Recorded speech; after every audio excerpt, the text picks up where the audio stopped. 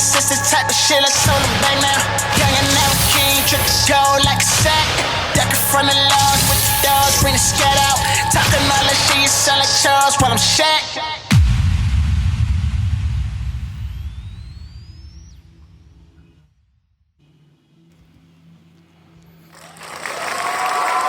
Yeah, man. How we feeling, G? Cats coming in with that big noise you heard. Got Listen, to. This one of them episodes, word. I'm telling you. What you feeling like? It's finna be one of the ones?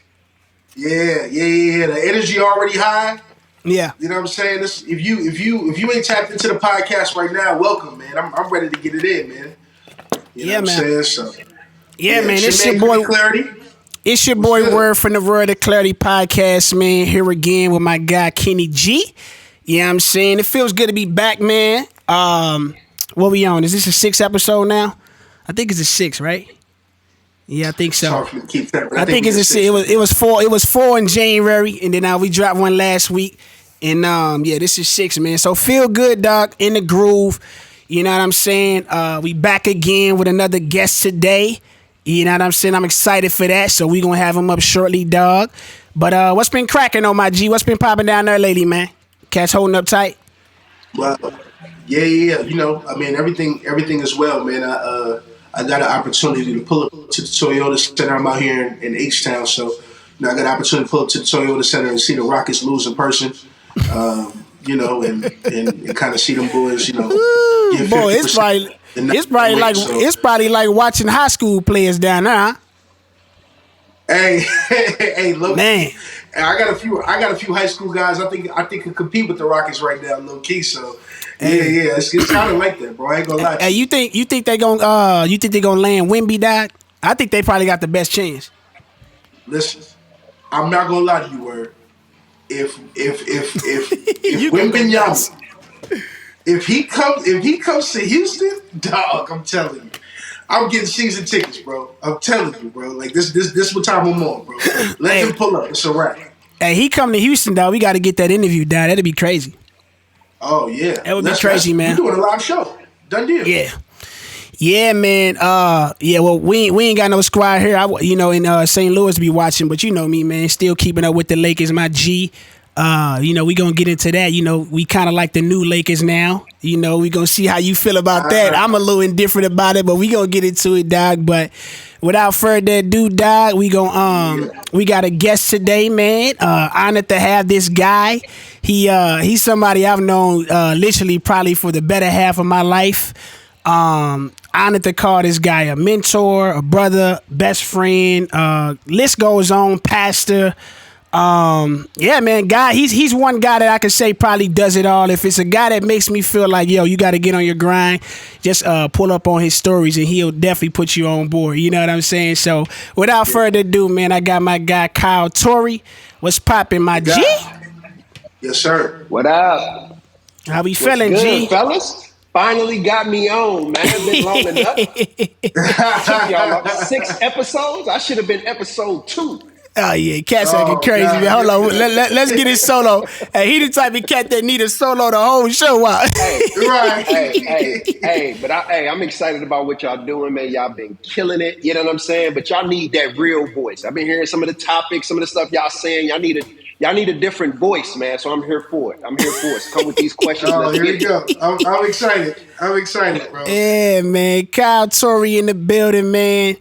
Just glad to have this cat here, man. He already talking crazy too, man. Yeah. What's up, bro? Hey, Word. Let me say this as a quick aside, man. Go ahead. I oftentimes refrain from speaking to cats online, you know, about basketball and stuff like that because it just annoys me. You know what I mean? People don't be knowing their hoops and all that. And rarely does somebody get me excited enough to really like engage with them, you know what I'm saying, in the online forum. Yeah. But honestly, bro, in the past year and a half, I appreciate nobody more in conversation, especially online, than Kyle, bro. This dude right here, he says some stuff that makes me be like, all right, I gotta start right now. I'm tired of this, dog. Like, we gotta address this. Because most people don't keep it 100. Hey, a lot of people with opinions, but they ain't got enough stats to back it up. I come with real, 100% all the way around. So that's that shit. What's been popping though, man? What's been popping lately in your world though, my G? We already know you got a lot going on, man. What's popping, man? Yeah, man. Man, a lot of stuff, man. Fam doing well, you know what I mean? Wife, Yeah. kids. Started a new position at the gig. Work for American Express, man. Been doing a wonderful job with that, man. Things been going really well. I do real estate on the side, working on purchasing another property to flip, but I'm also helping other folks and teaching them how to get property and how to, just change their life financially. What else I've been on, man? I've been painting. I ain't been in the studio for a minute. So, hey, bro, I've been painting, like straight up paint. Like I used to do a little bit, like back in high school and all that stuff, but I got to it, got my whole basement studio set up for doing my thing. So yeah, I'm going to show y'all some stuff. Okay. Yeah, look like you in one of LeBron rooms right now with that back shot back there, my G. Look like a trophy room behind you. Hey, I'm in Miami, baby. I'm in Miami. Get this guy out of hey, here. cats bro. go to Miami and say, forget St. Louis, boy. Like, hey, I love it's my home away from home. You already know. You know I'm down here, man. Every other month I'll be trying to get down here, but I love it down here, bro. That's what's up, my G. That's what's up, my G. Well, man, this has been a distinctive season as it sits. You know, this is even before the trade deadline, and sure enough, the trade deadline was even more distinctive than probably any other one. It's a stat I'm gonna read out, bro. So it was, and it's probably still in counting because I heard another stat after this one I got right here. It was apparently 12 deals involving 50 players in a total of 43 draft picks over the trade deadline weekend, dog. So, I mean, you just imagine just how many. And honestly, bro, I felt like it was Woj, Bombs, and what's the old boy name? What's the other cat? Sham. Sanj, or whatever, yeah. I felt like they was at the contest. It was a side-by-side of how many, breaking news of each one of them had. I think Woj is up one. But, man. About one, yeah. Yeah, bro, and trade deadline, man. I mean, I guess we could start with the first one for sure. We already know, the biggest one of the trade deadline moves definitely started with KD going to Phoenix. I don't know if any of us really seen that coming because it came in like the wee hours of the night. You know what I'm saying? Yeah. That was I forgot. I think it was fashion. Yeah. I think it was like the day of, like the actual last day of the trade deadline where we got that notification of KD going to Phoenix, man. But kind of speak to that, dog. Like, what's y'all immediate thoughts of KD going to Phoenix? Do y'all think it's an instant bucket to the finals? Do y'all think it's going to work? Just kind of give me y'all immediate thoughts on that. Yeah, so for me, man, I'm going to say it like this, bro. I think that the Suns are on the clock. I don't think that there's a better iteration of players and talent in the league. Especially when you consider, so let's just do it like this. You have Chris Paul, who is a point guard, basketball savant, gets teammates involved, doesn't even really need to take a shot, and is one of the best fourth quarter players from a decision making standpoint as well as just shot selection standpoint in the NBA. You have Devin Booker, who is an efficient scorer from the outside, mid range and three-tier scorer, getting the paint as well. You got DeAndre Ayton, who is turned into and continuing to get better as a defensive anchor in the middle, as well as a guy that can get you to 15 to 17 a night on top of 10 to 12 boards. Yeah. And then you got KD, who is arguably top 3 in the world. In my opinion, if you don't get it done this year with this iteration of talent, you failed miserably. This is a title or bust move to bring KD to Phoenix. And so, in my opinion, like, you're on the clock. And it's disrespectful if you don't get through the West at least, which probably has the most parity that we've ever seen in that conference in the last 5 to 7 years. So, no excuse for the Suns. If they don't get it done, they fail. And that's just where I'm at with it. Not even a little time to get it together? Shut up. You ain't going to give them a little grace to get it together like one season, or they instantly got to get there, you saying? What? Well, here's the problem with that, right? Let's talk about the one season thing and time to get it together. You don't have that for this reason. Chris Paul is how old? 36 years old right now. I think he In about my to be 38. opinion, 38. Yeah, he finna be the Okay, same He age about to as be LeBron. 38. Yeah. So Chris Paul is as old as dirt at the moment, right? You know what I'm saying? Like, dude is coughing dust in the NBA. We got to call it what it is, bro.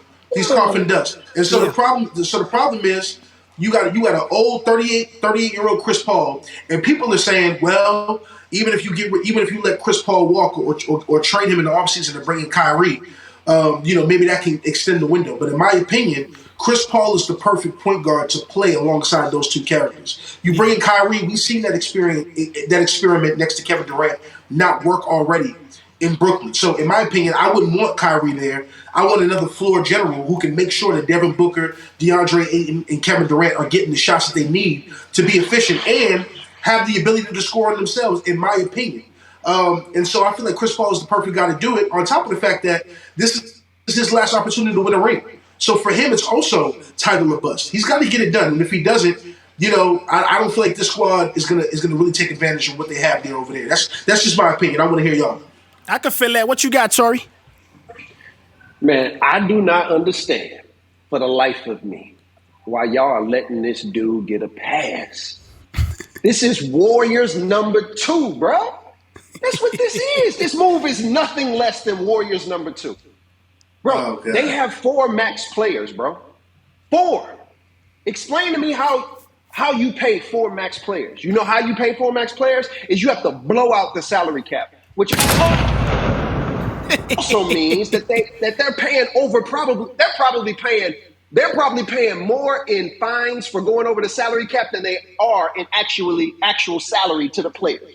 Like that, this is buying a championship. That's all this is. There's nothing more. This is buying a championship. And Phoenix got that owner, just similar to the Warriors that got the bread. And that's why it's frustrating to me that why they put salary cap in, but they allow you to go over. And all they do is put these fines that really don't matter. So, they buying a championship, man. This is weak. It was weak. It's weak what KD did with the Warriors. He joined the team with 3 to 4 certified All-Stars, and he's doing the same thing now. If Aiden wasn't sitting around whining every other game, this would be 3 certified All-Stars that he just joined. These dudes been at the Western Conference Finals. Like, this is a flat-out weak move. Flat out. Nah, no, nothing else. This ain't even about basketball. What do you mean that's cap? That's cap. How? That's cap. How? I'm gonna tell you why it's cap. I'm gonna tell you why it's cap. So here's the thing. You do this a lot, bro, when you try to put out these explosive comments, and I'm gonna get on your head, bro, because you on the right podcast to make it happen. Let me ask you a quick question, because see, you're gonna have to stand on integrity in this episode. Oh, I'm going. Tell me this. Yeah. Okay, tell me this. Tell me this. What is Devin Booker proven in the league? What do you mean proven? Meaning, what does he accomplish? What does he want? He's a certified All-Star. Possibly That's not on what the I way asked you. to. That's not what I asked you. He's certified What All-Star. What does Devin Booker want in the NBA? Certified All-Star. What does he won in the NBA? Stop. Why are we doing this? He's taking the team to the Eastern Conference Finals, bro. The Western Conference Finals, bro. Like, that's what he's done. Him and Chris Paul and Aiden. Let's compare. He's a first all-team NBA player. Yes, absolutely. But hold on, let's compare. If LeBron has he made a first team All NBA? Yeah, the previous year when he went to the finals. Oh, you're right. Yeah. Okay. Yes. Now here's the thing. You said it's like joining the Warriors, right? Yeah. The Phoenix Suns have never won an NBA title in their entire history of being in the NBA. But can I pause and turn that back to you? Had Kyrie or Kevin Love been in the finals with LeBron, would the Warriors have had a finals when KD joined them? Well, wait. Had Kyrie? Yeah. Where's had a brain fart. Where's the cricket thing now? Where's the cricket thing? Bring the cricket noise. I want the cricket noise on that. Can we get the cricket noise on that? Yeah, there we go. Yeah. You're not giving me time here. So my thing is this. You're saying Kyrie, well, technically, when KD did join the Warriors, Kyrie got injured in the finals. So yeah, he was there. Yeah. And Kevin Love got injured, but Kyrie got injured in the finals, so he had made it to a finals before Kevin Durant joined. First game, That's true. but he was gone. Yes. Yeah, first game he was gone. Yeah. So but what he I'm saying made it though, bro. He had already been there. all I'm saying is, I'm not saying it's exactly like the Warriors, but it's not far from it. You're joining an established team who has already had title, like they have already been the favorites for the title. They have been arguable for the title. Like, this is a team that's already solidified. And if we're being completely honest, KD being on the Nets, he was this year supposedly, possibly one of the teams that should have been in the finals, if not win the championship. So you're taking two title contenders and you're taking the head person from one team and plugging them on a team that's already arguably in contention for the finals. So what are you supposed to do with that, bro? You got 3 All-Stars. Yeah. Now, from that standpoint, my bad. No, you good. No. From that standpoint, yeah, I do agree with you right there with saying it's not golden. Like that's a exaggeration, but I understand the sentiment of it. Is he's joining an already built machine. It's something that's already old, and he just got to come in and he just loves to plug in where stuff is already kind of put together, and he don't got to do no dirty work. You know what I'm saying? Like, from that standpoint, yeah, KD continues to still be the weak guy. Let me ask you both a question though. What you got? Let me ask you both a question though. My biggest point in just saying that was I thought that was an exaggeration. But here's my question: we keep saying oiled machine, and I get it. The Suns did make the finals. They played well. I think both of you gentlemen are on record, off the record, but on record saying that had AD not went down in that playoff series against the Lakers, the Suns wouldn't even have made it up the first round, let alone the finals. You also went on record, if I both remember, I think both of you gentlemen agree, that the Suns, the following year, y'all didn't necessarily have them as your top contenders coming out the West. Right. And this year, they were either below or around 500 when KD comes around and makes this trade. They're flirting with the play-in. So it's not like the Suns have been the juggernaut in the West this entire time. They did make it to the Western Conference Finals, but you guys would say that's only because a team wasn't healthy. Not because they were so great in a well-oiled machine, but now KD joins the team, but you guys are saying it's because he's joining the well-oiled machine. I just want to know personally, which one is it? Is it they are a well-oiled machine? No matter. It's like talking about the Golden State right now. Is Golden State not a well-oiled machine because they barely 500? No, they gonna return to form when it's time. Yes, that's the same thing with Phoenix. You got guys that are battle tested. Well, you got CP3. They already went to a finals with the nucleus of that team, right? You got Aiden, you got Booker, and then you got CP3. They kept all 3 of them dudes. That's crazy, right? And you add KD to that. Everybody thought it was going to be a flop. Yeah. It was supposed to be a switch for CP3. Now you keep CP3? Yeah. Bro, this is literal cheating, bro. I ain't gonna say that now. Come on, Kyle. He got it. Cheating, bro. You're buying a championship. I'll go on record and say Golden State was borderline cheating, but just more so weak as a mug than anything for me personally. Golden State was trash. Yeah. Golden State that was garbage. You are pretty much the best player in the league, joining the 73-9 team, and they just went to the finals. That's crazy, bro. Like, and they just beat you. You know what I mean? But my question is do we give him a pass? It sounds like y'all giving him a pass. Personally, what's the pass about? Yeah, if he don't win this year? If he don't win this year? No, I'm not.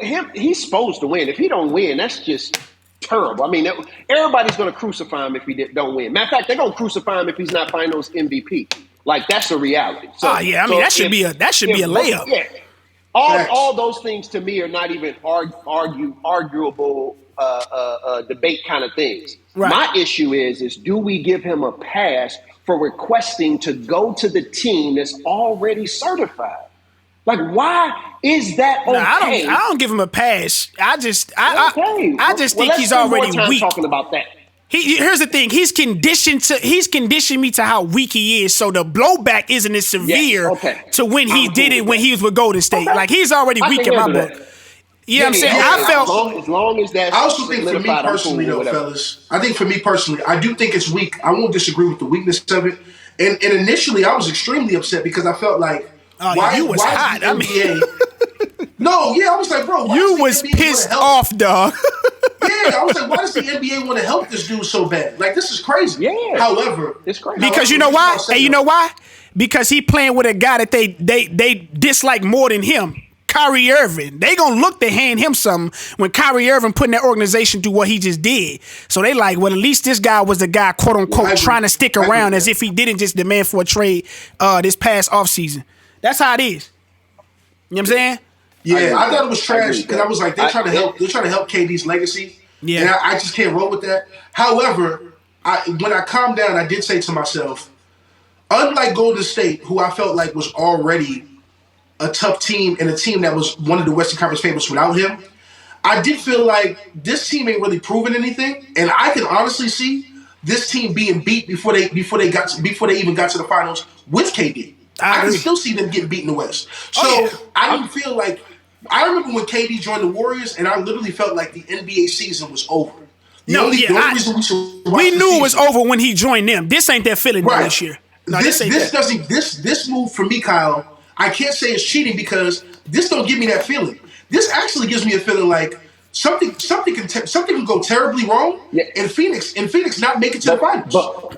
But why do you say that? It's not about basketball. We're saying that because Phoenix has had a track record of bad things happening, injuries, cats not acting right. Like, it's not because of basketball. If we look on paper and just look at basketball, we would all be saying the same thing. It's over. Why would we say that? Because all the teams right now have one, maybe two All-Stars. One, maybe two.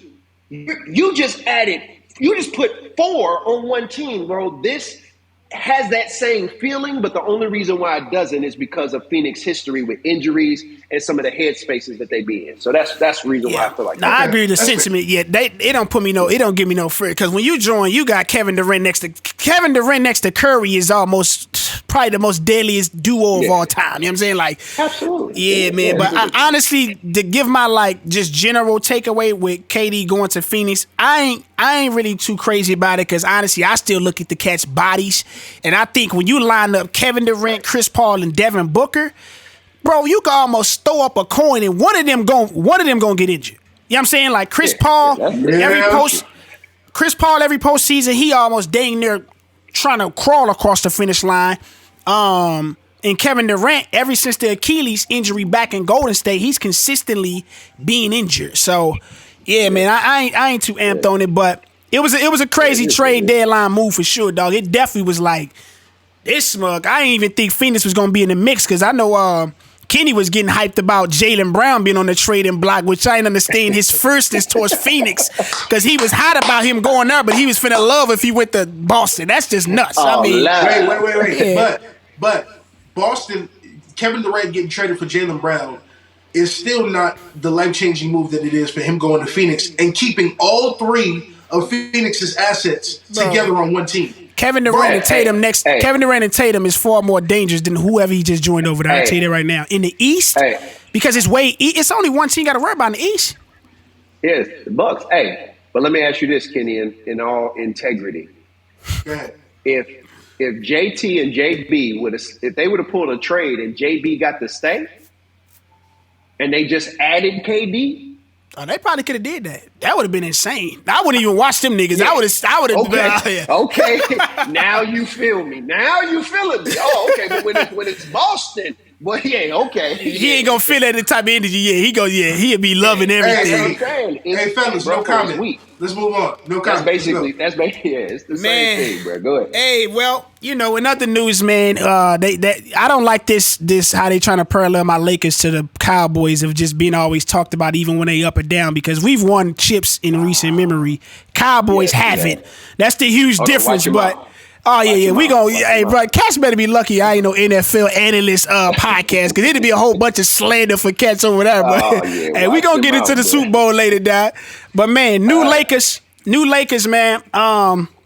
They actually when I sat back and looked at all the moves they actually made a significant amount of moves, bro. You can start with first D'Lo, of course, the big name coming from Milwaukee. They added Malik Beasley, Jared Vanderbilt. We shipped out T. Bryant. I didn't like that. We got rid of Toscano. I was ready for him to go as soon as he got in the purple and gold. He ain't did nothing for us. I'm trying to think as I'm forgetting anybody else they got moved. Oh yeah, They of course got rid Russell of, Westbrook, Russ and Nunn, Pat Bev got out of there. Kendrick Nunn. Hey, bro, Nunn instantly started playing out of his mind when he went to the Wizards. It's crazy. Yeah. I'm like, he started slamming it. I mean, bro, it was nuts. I'm like, he ain't give us nothing when he was in that purple and gold, man. But Rui Hachimura as well. He came over a little bit before the trade deadline. Honestly, I was rewatching us versus the Golden State the other night. And even before that game, Rui Hachimura, bro, I think he's probably been the best pickup with the evidence thus far we've gotten. Dude's a bucket. His frame is nice. He can play both sides of the ball. And he seemed to make the best decisions. He ain't just like a knucklehead running out there trying to just ball hog. He seemed like a very team-oriented player. But how y'all feel about these new moves, man? D-Lo, you feel like it elevated us, took us to contender status, or we just kind of still in the same boat? Being that Bron is still battling his foot injury, too. We're going to talk about that, too. No. Yeah, no, I think it's elevated our squad, man. I think I'm liking all the pickups we got. Man, I think it makes us longer. Like just wingspan, like longer. Like that was a piece that when the Lakers won their first championship, like we was long, bro. Like we was filling the lanes with our arms more than just, moving and jumping in the passing lanes. Like, so also we got a bunch of 3-and-D guys. So like, we needed that. We had all these little short guards running around here, can't shoot, you know what I'm saying? Like letting cats run by them, getting body down low. Like, for me, this move made us younger, more athletic, better on defense, and all better shooters. So I'm good with it, bro. I think we in a really good spot. I can't wait for Bron to get back. I almost think this is a little thought, man. I almost think Bron, because he does this sometimes, when they get new players, sometimes he sits out to allow them just to get some run in, to get comfortable. Yeah. And he's done this a couple times when they've made major trades. Like, just go back to some of the old trades. He has had an injury and sat out and allowed those guys to run and kind of get used to playing, and then he inserts himself. Yeah, man. I ain't too. Like I said, I kind of told you who I was really feeling out of the guys we've got, and he kind of came before the trade deadline moves. That was Rui Hachimura. But I looked at that game. I do. D-Lo is another guy that can definitely go get a bucket on his own. I think he's a little streaky. Yep. But I think streaky. Oh yeah, he's streaky. But I think Schroeder and him both being streaky can kind of offset each other. They one to have it going, the other one won't. Yeah, the other one won't. Cause Schroeder been playing up and this is what he does. Schroeder does this. He go crazy right before the playoffs. Playoffs hit, dude just bow out. Like I be bro, say the gas for the playoffs when we need it, dog. But hopefully he turned it around. I like Vanderbilt's size. He playing D. It seemed like he's another guy that can fill the lanes and give us some height. Like you said, we definitely taller. Malik Beasley, man, he was pulling that thing the other night as if he was knowing he was gonna knock it down. He went like 0 for 6 or something. But I'm just thinking like that's just an off night. I imagine that's gonna be falling at a high percentage rate.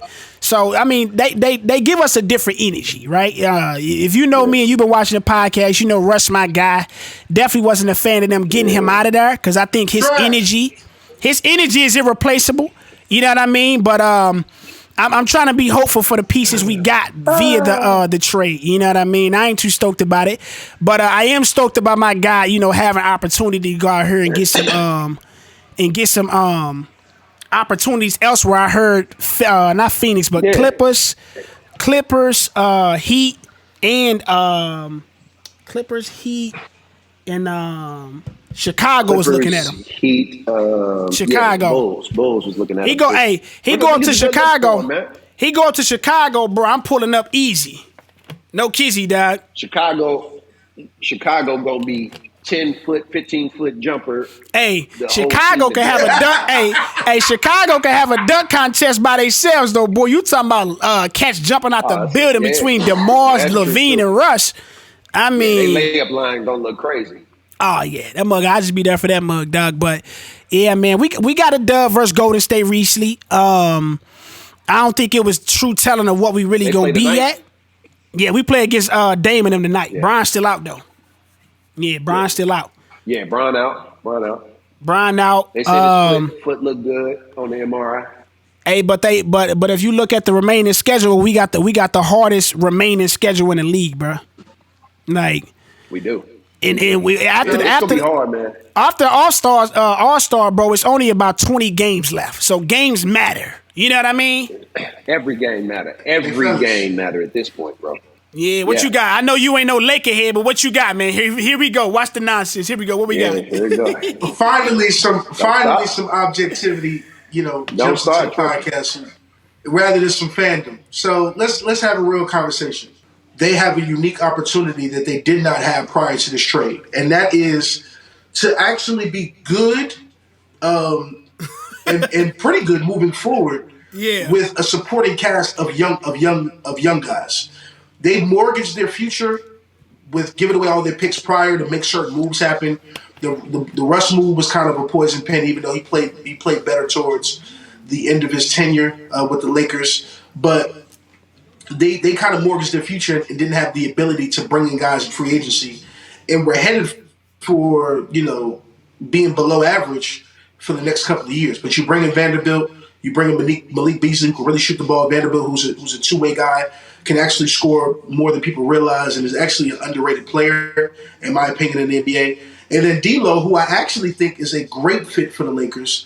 Not the sexiest pick and kind of has a low motor sometimes, but he can really shoot the ball. He is streaky, but he also has passing ability and an extremely good court vision. So the Lakers go from being potentially not very good in the next couple of years to being somebody that's a real player potentially in the West. But for this year, I think LeBron is going to have a single outro slogan for this year's Lakers, but only this year's Lakers, and that slogan will be 1, 2, 3, Cancun.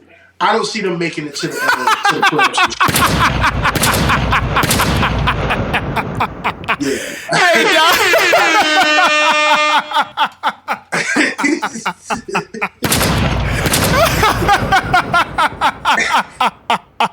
hey, bro, what is the matter?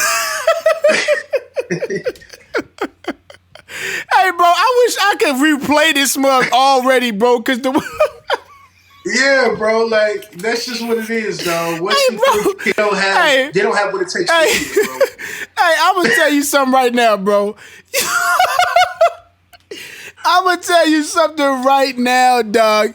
You have the best poker face in the land of America, bro.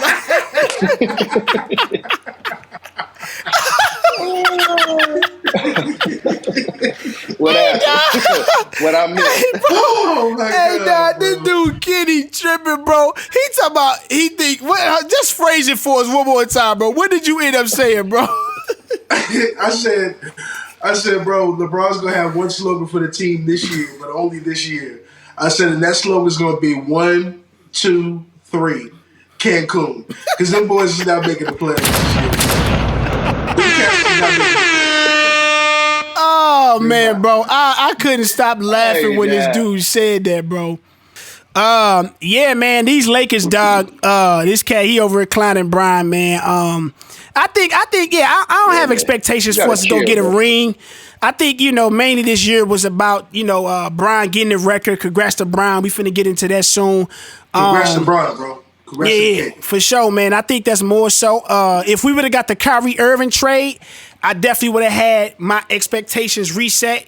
Shout out to the 2020 bubble ring. Cat still trying to discredit our ring. Cats need to chill out on that. Yeah, man. The Lakers, man. I feel I'm hopeful for my I'm hopeful for the new guys we got via the trade deadline.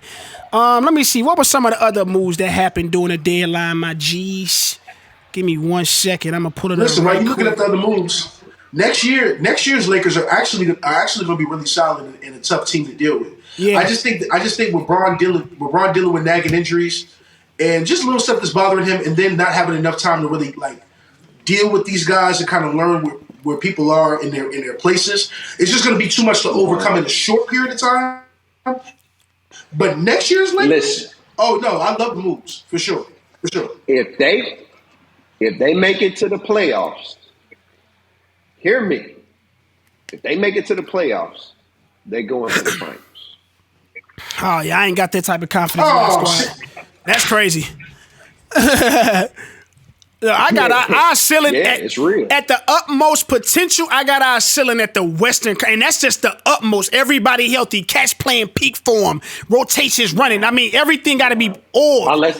Unless they run into Phoenix and Phoenix don't have no injuries, everybody healthy. That's the only team beating the Lakers. These next cats, I'm gonna tell you right here. I'm gonna tell you, the LA Clippers only got better during the trade deadline. These cats added Bones Highland. He came off of Denver giving buckets. Mason Plumlee. I ain't even know. I just found that out the other day. Mason Plumlee over there now. And they got Eric Gordon over there. And they already deep. I mean, they been deep. Eric Gordon's a chopper. They gave up their bench, man. They gave up bro. Reggie Jackson was. Reggie Jackson wasn't that over there. They moved him to the bench. They wasn't even running point no more with him. He wasn't that. They gave up Luke Kennard. Luke Kennard, he was nice, but he was coming off an injury. He was nice. He was young. But them guys they got right now been trending higher than the guys they got rid of. If you ask me. But real quick, Kawhi has degenerative knee issues, bro. No. Let me say right now, Kawhi has taken his 2-year annually year break off, and it's now back time for him. That's what he does. Every 2 years, my knee's been shot. I ain't gonna do much. Now I'm back. I'm destined for the playoffs. He get in there, and the stars align for Kawhi. Cats start to go down. I mean, that's what happened with Kawhi, bro. Like I'm telling you, look. Every time, bro. Hey, the universe be on Kawhi's side, fam. I'm telling you right now. It does. They do. Everybody got injured for Kawhi's second ring. I mean, that third ring. Everybody got Toronto. Everybody I mean, the odds of Toronto. Listen. Given what's happened in the NBA feud, there's no reason to believe that can't happen again for Kawhi Leonard, because it always happens for Kawhi Leonard, bro. He's the one dude. He's the one dude whose legacy. He's the one dude whose legacy, bro, continues to build off stuff like that. Yeah. And honestly, like we can hate that, but like dude is literally built a living off of dominating, and the stars aligning for him, bro. And I can see this year's playoffs going this way. Everybody's saying, "Oh, Clippers ain't nothing to worry about." Where everybody needs to worry about the Suns. Everybody gets into the playoffs, bro. Before you know it, Chris Paul goes down with an injury. Jokic gets kicked in the knee. He can't play for 2 months. And then you look around, bro, and the Clippers are in the Western Conference Finals against nobody. They sweep whoever they play, bro, and now they're in the finals. And you're like, Kawhi's done it again. Top 5 player in the league. This is what happens with Kawhi. Hey, he's due for that. But look, I'll say this. I'm gonna just piggyback off of what he kind of painted. I can see the stuff happening, the Suns happening. I don't think nothing needs to happen for Jokic for the Clippers to beat them. I think the Nuggets could be fully loaded, healthy, whatever. And I think them Clipper guys this time around, bro, Kawhi, he been putting together a good stretch of games of returning back to form. They just added those guys over there. You got Ty Lue, that's a champion coach. In the juggernauts in the West really ain't real juggernauts to me. They ain't Boston or they ain't Bucks.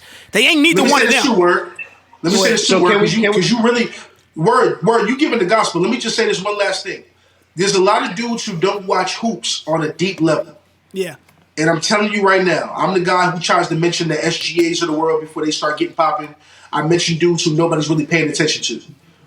The most underrated move in free agency, as long as he gets a legitimate opportunity, Bones Highland. I know people don't pay attention to Denver. Bones Highland is a very good Bones Highland has the type of impact that Norman Powell has for those Clippers. That's the type of guy he is. Norman Powell, bro, is a walk-in, give me 20. He walk in on any team, he gonna get his 20 and leave. That's how Bones is. Hey, I'm telling you. He's like a Maxey almost. I love how y'all focusing on the new dudes coming in. I think that's dope. I think it's great for the podcast.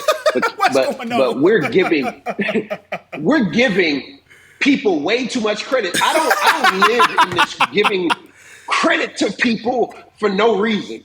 Like Paul George is not made of that stuff. Like he's never been made of the stuff ever. When you name me a series, Paul George. Well, not gonna say a series. I would say throughout the postseason where he's been made of that stuff, dog. He always comes up short. He had some good runs versus LeBron. I felt like he would have went to one of the finals if LeBron went in the East. Great Facts. Yes, if LeBron didn't exist, a whole lot of people would have done a lot of things. He like I but set it up for him. Look, he like he it. was born. Oh, Yeah, he was God. born. So, Yeah. hey, he was born, so it's over. Yeah, Kareem would still have it, all that. So anyway, but here's the reality: Paul George is not made of that stuff, man. And then you still have. Listen to me, Skip Bayless, who is heavily connected with Kawhi's camp. He let it slip some years back and said, I remember the episode, he said what Kawhi's dealing with will never get better. What he have is degenerative. And bro, that was like 2 or 3, 4 years ago, bro. Like it is only going to get worse because in the playoffs, you don't get them 3, 4, 5 days rest. No, it's back to back. You get 1 day rest in between besides your travel days. Bro, his knee, I just can't see it, man. I can't see it, bro. The dude ain't no spring chicken. He ain't 21, 29, 28 years old no more. I believe certain guys like bro in vacuums and series like that 7 games, like he ain't been doing too much this season already, but he's starting to trend that way in a playoff series. It's only gonna be 7 games, and honestly, I don't think everybody gonna be taking Clippers 7 games anyway, right? If the playoffs started today, you know who they matched up with? You know who they matched up with? Now They matched up with the Sacramento Kings. They getting them out of here in 5. They getting them out of here. You see what I'm saying? Hey, don't sleep on them Kings. Don't sleep on them Kings. Don't sleep on them teams. But if I'm the Clippers, I'm sleeping. I'm probably putting pillows on them. But I'm saying though, I would put my money on them to get them out in 5, max 6, right? So they ain't going 7. I don't think it really probably would go 7 to the Western Conference Finals. Because I'm telling you right now, with those moves, I got Clippers and with the recent performance of they 2 stars and cats being present, PG and Kawhi, I got them going to the conference finals of the West. And if I had to put money on somebody, I'm putting it on them to come out. And it's not because I feel like, man, I just think, one, the West is being helped out by everybody not being so great, and Denver just don't prefer me like those guys in East do. Right. And then like I said, I already mentioned, like, bro, it's just every 2 years, Kawhi comes around and stuff starts to just fall into his lap, and he takes advantage of it, of the opportunity, and he plays well. I think he can still be a great defender in moments. He ain't just finna lock somebody up all 48, but in moments he can get crucial blocks. He can get crucial steals, and I think he still can deliver that in a playoff series. What's Kawhi averaging this year? What's that? Kawhi averaging this year? Kawhi probably sitting around 20. He probably sitting around 25. I feel y'all on certain cats, but y'all just be overlooking like just massive things, man. Like PG, Kawhi, like neither one of these dudes are dependable. These are probably 2 of the most non-dependable people in the Western Conference, including CP3. I put CP3 and them 2 in the same bucket. He averaging 22. He averaging 22 right now. What I tell you? Yeah, what I tell you, man. That's why I asked. I'm telling you, bro. You're overlooking a glaring issue. You are dealing with the new Kawhi Leonard. This is the new Kawhi Leonard. He ain't never been a 30 guy. He ain't never been a 30. He ain't never been a 30 point per game type of guy. He's a 27, 28, 29, and he was averaging 30 in that Toronto. I mean, but he elevates. Yeah. He's a guy that elevates as the stage elevates. You know what I'm saying? Facts. He's a guy that stays. His body though. His body though. What he got? He got a Finals MVP. Do we got more than one? Hey, you want to know? Why Kyle? You want to know why Kyle really hates Kawhi? You want to know why he really hates Kawhi? Because there's literally video online that cannot be disputed of LeBron James in his prime at the free throw line, getting ready to shoot free throws, thinking he was about to go on a run against San Antonio's bench, and Kawhi Leonard checks in, and he literally goes, "Damn, Kawhi back in." That was crazy. Damn. That is live footage. Hey, I don't know if y'all noticed. I don't know if y'all noticed. You want to know why? Because all this crap that you talking about Kawhi Leonard, bro, since he was a youngin', he's been a problem for folks, bro. Even the greatest players in the NBA. No, you better put some respect on Kawhi Leonard's name, bro. Stop disrespecting that. That's defense. That was defense. He don't do that no more. Let's keep it real. We're talking about 25-year-old Kawhi. That's nonsense. Also, did y'all notice that when LeBron won the Kareem deal that same game, I don't know who it was. I was trying to see who it was. Somebody checked in. He looked over his shoulder and he said the exact same thing. I was trying to see who checked in. I couldn't tell. But he did the same thing. Go back and watch that game. He looked over his shoulder and he said the same thing. I don't know who it was, but it was probably SGA because SGA was giving y'all 50 that night. That's probably what it was. Yeah, SGA was killing us. I mean, their whole team was playing lights out. They were shooting nuts. They were shooting 60. It was over 60% from three, bro. Stop it, man. Yeah, that's some of that Orlando Magic from I've the never seen playoffs like back that in the day. Yeah, man. Well, some of the other little minor moves, dog. I seen Terrence Ross. He got bought out and he did get picked up by Phoenix. I thought that was crucial. He's probably like a poor man, Mikal Bridges. He's like a poor man, Mikal Bridges at this state now. So they trying to replace that. I thought that was crucial. GP2 going back to Golden State. I think he performed better there. I think that's gonna be good for them. With that being said, do y'all think? Yeah, that'd be definitely better. Yeah. Do y'all think like any of this changes the picture for the finals after the trade deadline? So if y'all had anybody going in, is it different now? Listen, of course, because everything we've been saying up until this point has been Boston and whoever comes out the West. Well, now we got the team that should, I'm saying should, come out the West, and that's Phoenix. But let me tell you right now, man, I'm a happy camper. I'm going to tell you why. I've stated on this podcast that mentally, the Celtics, like any matchup in the entire NBA besides one, and that's them boys that now play in San Francisco and they used to play in Oakland.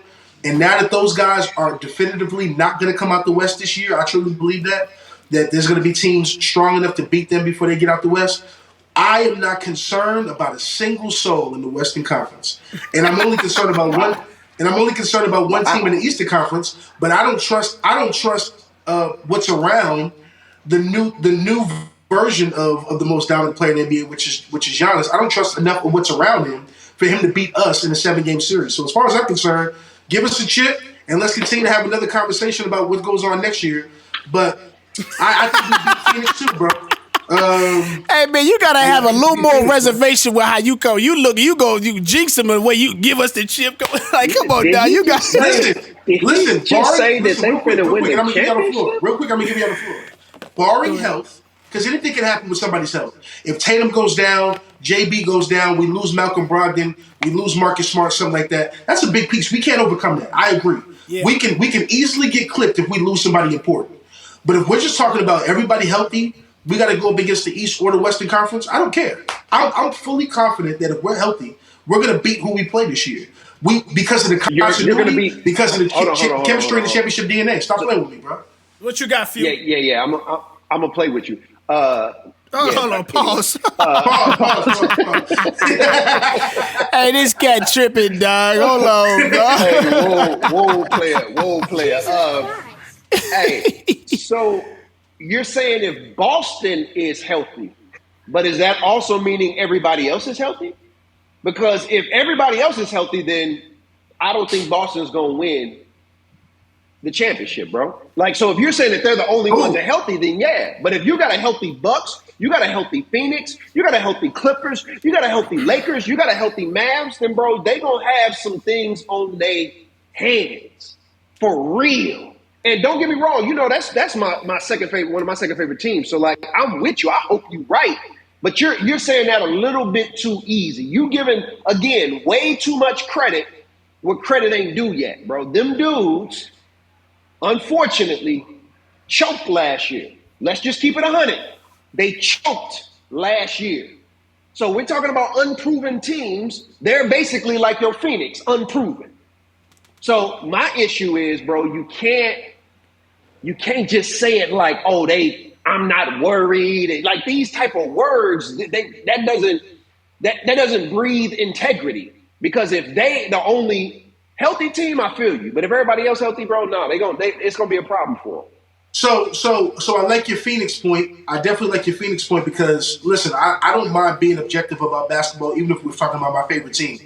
Let me just say this, Kyle. I rock with you. I think that point was decent, and I think it was solid. My only pushback to you would be this. No, it was fire.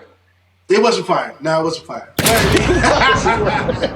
no, my only point to you was this, bro, because I rock with you on that. I believe that we even in that series in which we choked, unlike when I watched Phoenix play Milwaukee, I felt like we had technically even the best team on the floor. I felt like multiple games in which Golden State beat us, they beat us because of one reason and one reason only. Especially when you watch those games, and I think you would agree. I don't even think you would disagree with this. Championship DNA, it matters. Steph and them have been there before. When they got down, when we were up on them 8 to 10 points in the fourth quarter, and it looked like the game was ours, they were able to rally in a way that the Celtics were just not ready for because we had never been to that stage. I think that was the reason why we lost that series, even after being up 2-1 in a series that was very winnable for us. And I think we had the better team. I feel like as I've watched this season progress, we've got real quick. As I watch this season progress, the Celtics have gotten better. The Celtics have gained even more continuity.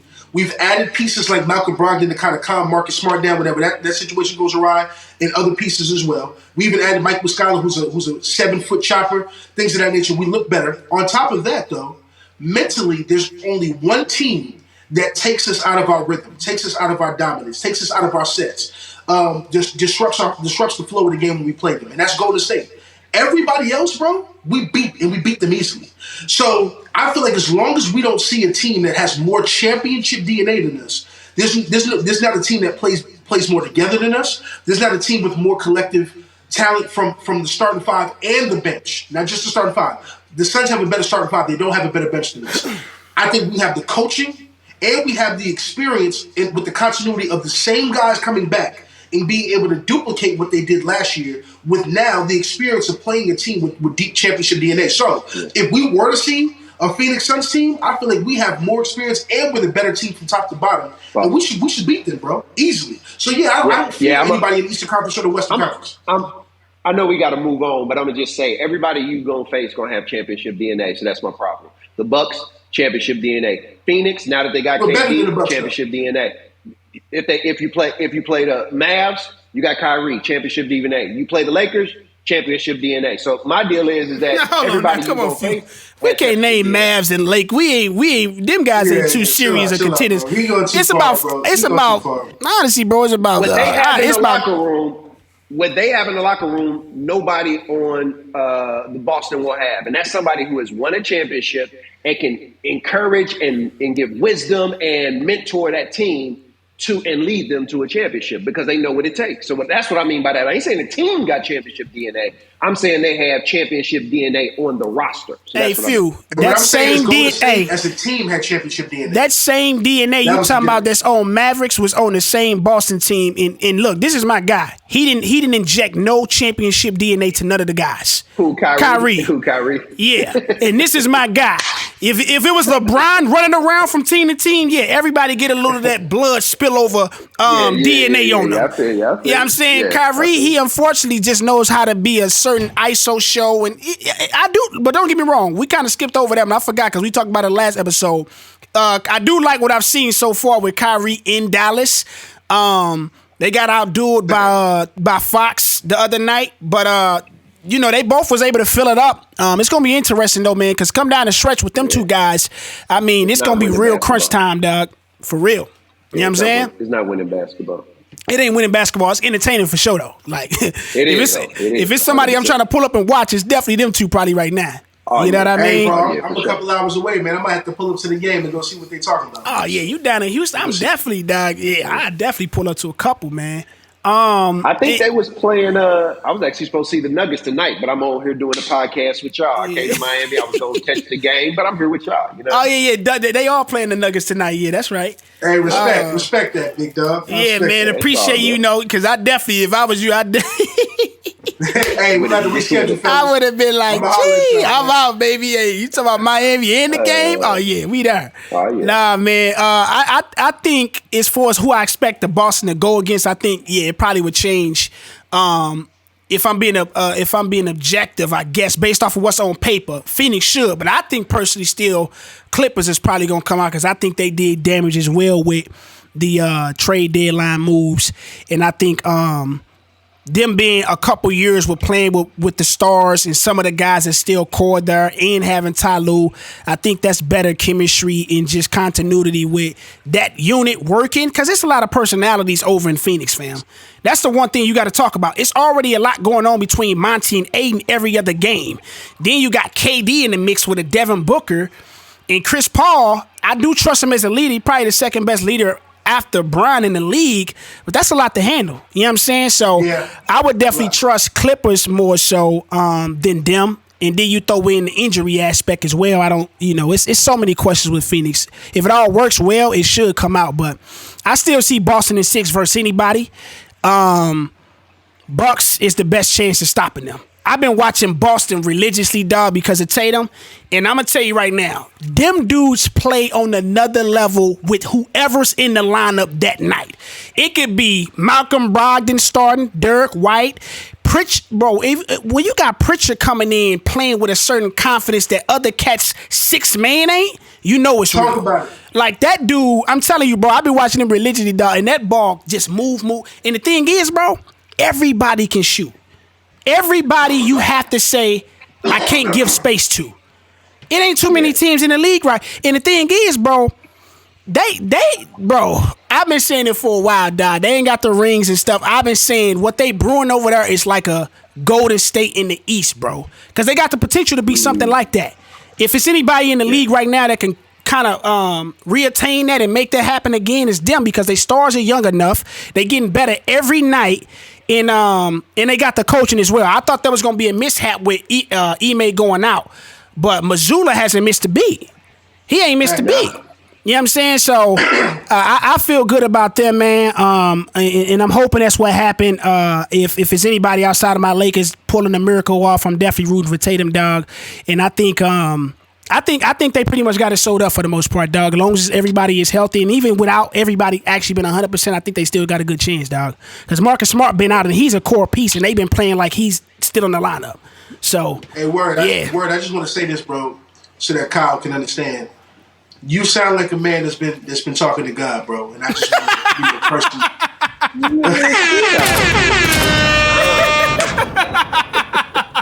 Something is, see, this is why Kyle, this is why this poker face cat, this dude poker face, bro, he be on some other stuff, dog. Like, hey, you just sound like a man that's been hearing from him, bro. And bro, but I'm just trying to tell you, bro, like, it don't matter who in the line. They just added a dude, I don't know where this dude came from. Mike Muscala, bro. Muscala. I'm like, why Pelinka can't get us that? He a 7-foot stretch that's pulling, and he know his role. Come in and shoot. And he's 25, pulling from 30, bro. Everywhere. So yeah, man, them dudes, man, they Brad Stevens, I'm like him stepping away, going up to the GM position, putting Ime now Mazzulla. Best thing ever happened. Best thing that ever happened. Best thing that ever happened, dog. But yeah, but Giannis is the wild card. It's his league, if you ask me. If it's anybody that can do something that's remotely close to what Brian did in his era, it's Giannis that can upset the teams that shouldn't be that shouldn't get upset. Is him. But yeah, I think as much as I love Giannis, man, I think Tatum. He's shown me last year what he can do versus the best with doing what he did to Kevin Durant and versus Giannis last year. I think Chris Middleton got to play at that championship elite level for them to take them out in a 7-game series, dog. And I don't know if I'm 100% confident in that. Derek White too, man. Shout out to that cat, dog. Hey, me and you hated that dude, bro. Every time he touched the ball. Hey, I was like, this dude is horrible. He just, I got to the finals, I was cheering for him. I was a fan. Bro just got a Eastern Conference Player of the Week, bro. That's how you know it's real. That's crazy, dog. That's crazy, dog. In the East loaded. But man, we gonna get to the next one, dog. We gonna run through Kyle picks right quick, my G. And what we mean is just give us kind of like, as the season sits, I see you, Kenny. As the season sits, kind of who your MVP is. We kind of already touched on final final expectations and who you think to come out. But also kind of like standout moments. Of course, you could talk about the Bron stuff as well and kind of anything else you see going on in the league. But you could start with like MVP talk. Right now, I got Joel Embiid. I feel like dude been getting robbed year after year on the whole Jokic stuff, man. I feel like this year, man, he has proven that he's a monster, that he's a beast. Man, this dude, and I think I'm a little biased because his trainer is from my old neighborhood, Drew. Yeah. And from all my homies who's around him, they say Embiid is a gym rat, dog. Very similar to like Kobe. They say like, yeah, cats would be out at dinner or at a club or something. And he'll be like, hey, man, can we leave? Hey, let's go to the gym. Like, it could be 1 o'clock in the morning. Like, he want to be in the gym. So I just feel like, man, hard work pay off. And, man, that he deserve it, man. I feel like hearing that and then seeing how he play play in the game, to me, coincides. It's like, man, this dude, if he practicing like that, if he in the gym like that, then it should show on the court, and it does. So I think Embiid should be that's my MVP. Finals predictions, man. I got Boston versus Phoenix, but that's only if the Lakers don't make it. If the Lakers make it, then I got Boston versus Lakers, which I think will be phenomenal. And the reason why, if you want to know the reason why, is because LeBron James is alive. As long as LeBron James is living, I just think as long as he's living, bro, I just don't understand how There's so many one-liners in this mug. think that he's not going to make the finals, bro. Like, it has to. Every time he hasn't made the finals, it's been because of injury. So the reality is, if the team can stay healthy, which has been a whole lot of that going on this podcast, everybody healthy. If everybody healthy, so if we gonna make the Lakers healthy, if the Lakers healthy, LeBron is healthy, AD healthy, his teammates healthy, he's going to the finals. You can't name me a year he didn't make the finals where it wasn't due to injury. So flat out. So yeah, I got Phoenix, who should make it, and Boston, because I do believe there will probably be some injuries. But if there are no injuries, then I got LeBron. LeBron has been playing out of his brain ever since his birthday. He has been averaging over 35 points a game. That is the quietest. I mean, how we're not talking about that every single day of life is a problem. This man is that old, year 20, averaging over 35 points a game since his birthday. That is insanity. Along with 7, 8 rebounds, 8 assists. Like, this is what we're seeing has never been done before. You will never see it again. This is something in your life you need to be pausing to go look at every 9 o'clock on a Tuesday, a Thursday, or a Saturday. You need to be by your TV witnessing what is going on. This is history that you're able to watch with your eyes. I don't understand how we're not talking about it. I don't understand why it's not just on ESPN. This should be on CNN. This should be on Fox News. This should be on every news channel that exists. We're talking about an alien that is literally living amongst us. An alien. It doesn't make any sense, bro. Makes no sense, bro. Makes no sense. We are literally looking. This is the greatest basketball player who has ever breathed in life. Hey, boy, if I was the producer on First Take and all this stuff and cats get going, boy, I'll be back there rallying cats up, boy. Hey, because that cat Fuse just got infuriated every time a gunshot came through, bro.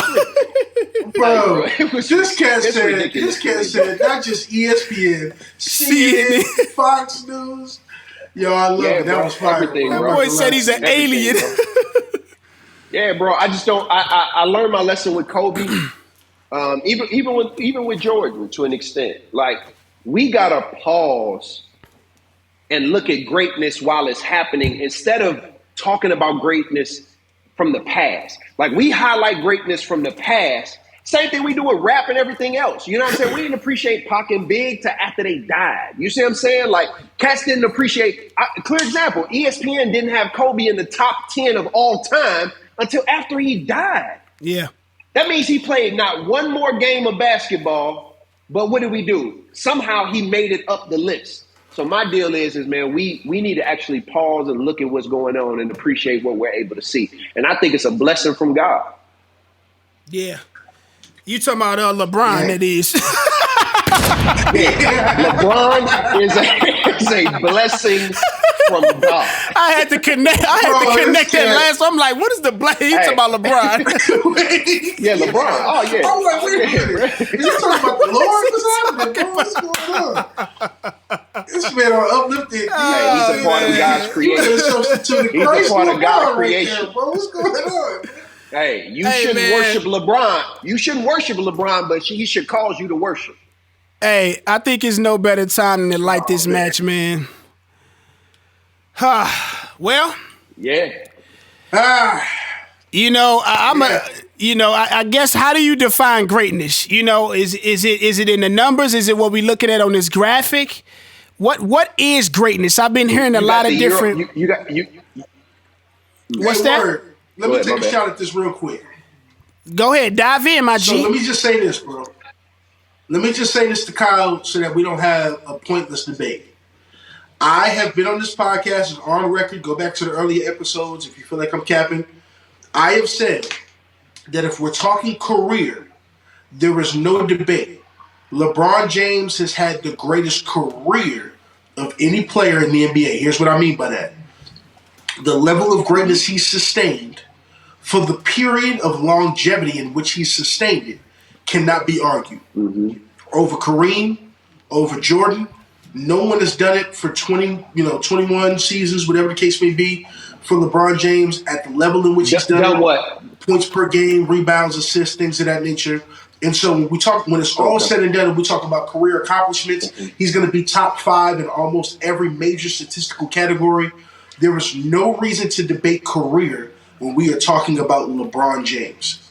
My biggest issue with LeBron James is depending on how you define it. So if you're saying that LeBron James had the greatest career in NBA history, cool. Nobody should debate you. If they do, they don't know basketball. You can wrap up the conversation right there. But if we're saying who was the greatest basketball player to ever put on shoes, well then that changes. Because the peak of Michael Jordan is something we've never seen in the NBA and may not see again.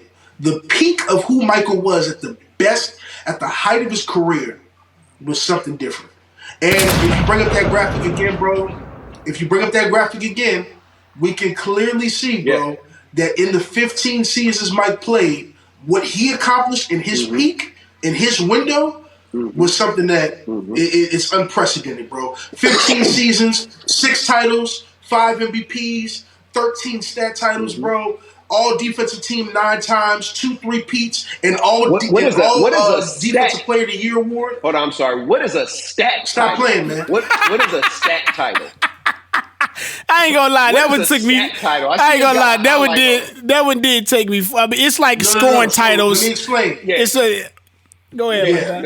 Yeah. But also, one of the key things in which it is for the people who are not familiar is that if you track PER, Michael's overall PER in the NBA, which is pretty much how they the metrics for efficiency rating and things of that nature, is the highest.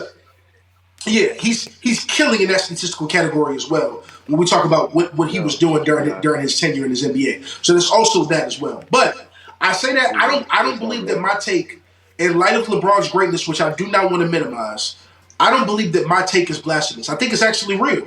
The greatest career in the NBA, LeBron James. The greatest player, individual, as far as peak wise, Michael Jordan. And to me, I think that's how you solve the debate of, hey, LeBron has the greatest career of any player. Michael is the greatest player of in the NBA. We leave it at that, and we respect both players, bro. That's where I'm at with it. Yeah. Do I get to respond or word? Oh yeah, it's on you, my G. Let's get it. Okay. Well, see, I think the difference between me and you is I find no reason to try to solve the debate. I think that whole LeBron is the longest career, Jordan had the highest peak. That's something you're trying to do to try to give credit to both sides. When the reality is, it's just who's better. Like, we don't need to try to hold them both up. No, one of them is better than the other. So pull back up your slide. Pull back up your slide. I liked it. I'll wait. Please. Yeah. Okay. All right. So there's seasons. We can go past that. Titles. Is title a personal achievement or is that a team achievement?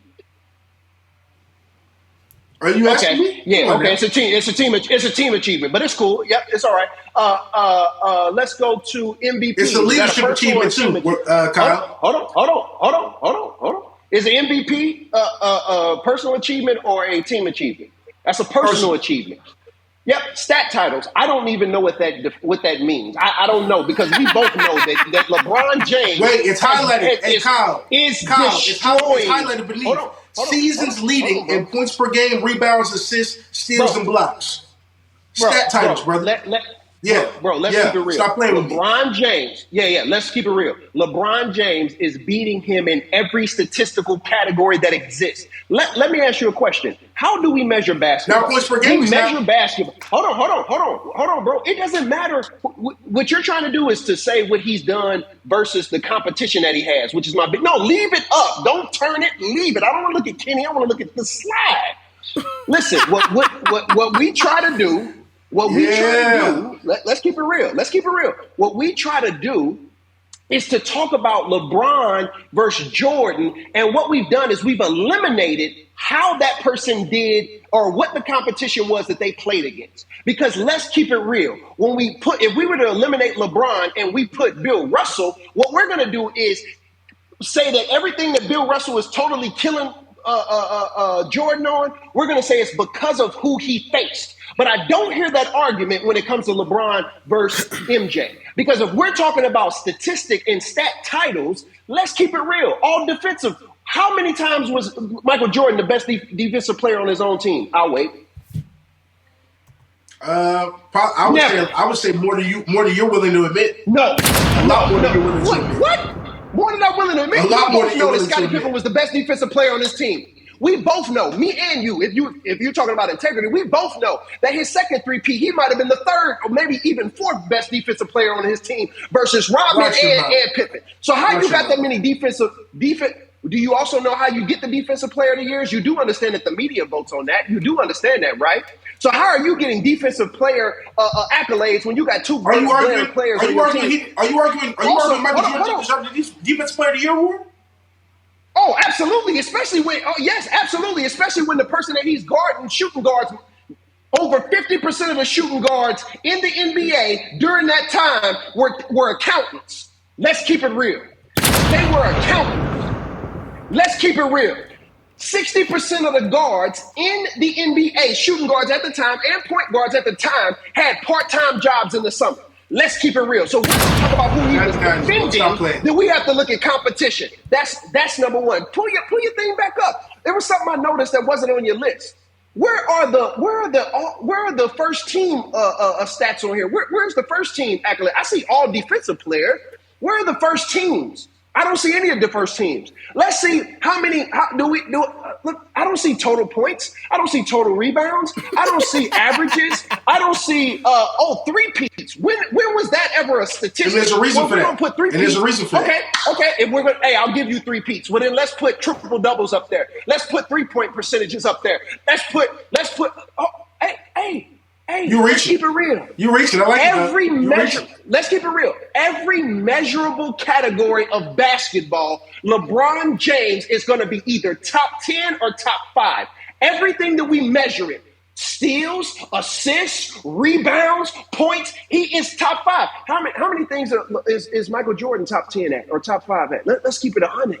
Let's keep it 100. Yeah, not many. Not many. You know what I was thinking about the other day? What is Michael Jordan the best at? I mean, a lot of things. The slide just came up. What is he the best at? The slide came up. Basketball. He's not the best at points. He's not the best at titles. He's not the best at NBA first teams. He's not the best at rebounds. He's not the best at steals. He's not the best. What is he the best at? Come on now, you finna get slandered with saying that. Right now. A lot of people definitely believe he's the best scorer of all time. Yeah, I'm about to say he's definitely the best. Based off of what? Based off of what? He got 10 scoring titles. No. Number one. Based off what? What are you talking about? He got 10 scoring titles, dog. You can't deny that. Hey, Few, hold on. Few, you got to know. It's hard to try to say somebody ain't the best scorer when you got 10 scoring titles. Like you got to get Evan up. Stop it, bro. You got to get Evan up. Talking about? I'm not You saying sound crazy. And he got the highest average. He got the highest average too. Brian got more total points, but MJ got the You highest sound average. crazy. Hold on. You sound bro, nuts. I don't sound crazy. I don't, bro, because you're talking about one aspect of the game, bro, which is scoring, bro. Well, I was just answering your question, though. You said give him something to. It's still arguable. It's still arguable. And Wilt Chamberlain actually scored average more than him, but we won't talk about No, it's like a 0.7 decimal. What's the name? Got number one. You better go look it up. But they basically Let tied. me say this. They basically tied. Let me They say basically this, tied. They basically tied. Let me They say basically this. tied. No disrespect. Well, we know his generation, that era. So we're comparing. In my opinion, we're comparing the two greatest players to ever live, to ever play the game of basketball, no matter what. That's what we're comparing. So if you got LeBron, fine. I agree with that. If we're gonna pull up stats, but here's my problem. Then we have to pull up all stats. We can't cherry pick. No. That's my issue. Stats. What that Bunch of slide stats. was a cherry pick, and half of the things on there were team accolades. Okay, cool. And Jordan always Watch had this. the best teams Hey, versus all of his competition. Let's hit the switch. You ready? You ready, Kyle? What we doing? Let's hit the switch. So either you gonna be crazy and you gonna answer out of your fandom, or you gonna answer with integrity. Which one you gonna do? I'm gonna answer with integrity. I'm gonna answer. Okay, cool. Okay, cool. So as far as scoring is concerned, points per game, Here we go. bag, scoring titles, Jordan is a better scorer. That's not debated. LeBron is 6'8". Why is that not a debate? LeBron is 6'8". Hold on. LeBron is 6'8", 270 pounds. You would think with that type of stature, LeBron should never average 7.5 rebounds for a career, but he does. Jordan is actually a better rebounder game to game than LeBron James is, bro. That's okay. Well, all ball defense. So Michael I heard Jordan. Okay. So let's keep it defense, real. Michael Jordan. Okay, let's keep it real. Let's take Jordan's average. About, bro. Okay, hold on. Let's take Jordan's average point per game and put it today. Where would he rank? What you mean? Just this year, where would he rank? Let's take 30 Jordan's average. 30 points per game. He'd be top 30 5. points per game. He would be top 5 today. He would be top 5 today. That shows. Hold on. Hey, Phil, he averaged 30. Hey, but Phil, he averaged 30 points per game. He averaged 30 points per game for his career, though. Playing, bro. Jordan would average 50 in 2023. Bro, hear what I'm saying. Oh, yeah, if Jordan played in this era, yeah, he averaged 50 for sure. He has 10 scoring. You can't hand check Michael Jordan? You can't hand check him? He would average 50 on your favorite player. What are you talking about? That is something. Hey, bro, what we're talking about now are what ifs. What we're talking about right now are what ifs. You know, the Easter Bunny could be real. Leprechauns could be real. Maybe Santa Claus is real. Hey, Kyle, how bro, about but that's what you're limiting. You're saying he's going to average. How about we talk about something this is when a 42-year-old Michael Jordan averaged 25 points a game for the Washington Wizards at 42 in 2003. Stop playing with me. At 20-year-old Michael Jordan wouldn't average 50 against this roster? He averaged 25 points a game. He averaged 25 points a game, bro. Stop. You're crazy. Stop. He averaged 25 points a game. And let's keep it real. Who was guarding him? Who was guarding him when he was scoring these 30 points a game? Accountants. Did you see what I said? Bro, at 41 years old, at for the Washington Walgreens. Wizards, not playing basketball for 4 years, when he's playing against the T-Macs and the Kobe's at 41, was still dropping 40-point games and 50-point games with bad legs. Yeah, he was dropping 40 in the early 2000s. What are you talking about? He dropping 40 in the early 2000s as a 40-year-old. Bro, he had some games where he scored a lot of points, but but look at his average. It was like 24 points a game, bro. But that's more so. 24 points a game. That's more so speaking to his age. But hold on, Few. That's more so speaking to his age at that point in his career, more so than the era. Jordan is 20 years old. He scored more 40-point games than Jordan in his last 3 years in 2 weeks. So I give you this. LeBron is LeBron greatness, I think, for the most part, is going to speak to his longevity. If you ask me, he's the person that can keep it up the longest. Pause. Bro. No, he's his competition and the team that he's beaten, bro. Yeah, I'm saying when they come to between why he's still scoring this late in his career is what I'm talking about. His greatness overall is going to be it ain't just longevity. His peak is still probably only second to Mike, if you asking me. It ain't like that. His longevity when it comes to scoring, though, I think is due to his health also being very more in better shape than a lot of other guys, right? He take care of his body. That ain't no excuse for nobody else, though. He's done it. He's done the job there. He got the benefit for that. But when you talking about like scoring purely when it come to Jordan, you can't deny the 10 titles is what I was saying, right? And I think it may be even. I think that gets heightened in whatever era he plays in. I think he still would be the best scorer in this era if he was in this era still. Easily. What are you talking about? Later in Jordan's career, he started to take more threes. Teams was taking like, man, maybe 10 threes at that point. If you increase that with Jordan taking more threes, the 30 probably gonna be 40 at that point, right? And he shot, and he was a high field goal percentage player. He wasn't like horrible. He was shooting about 50% back in the 90s, efficient. You know what I mean? When efficiency wasn't a thing. That wasn't even a thing. That's why his PER was always as crazy in any era because he's always been efficient. Now look, you talked about the number thing. Crazy because he's had the best teams standing on the court, dog.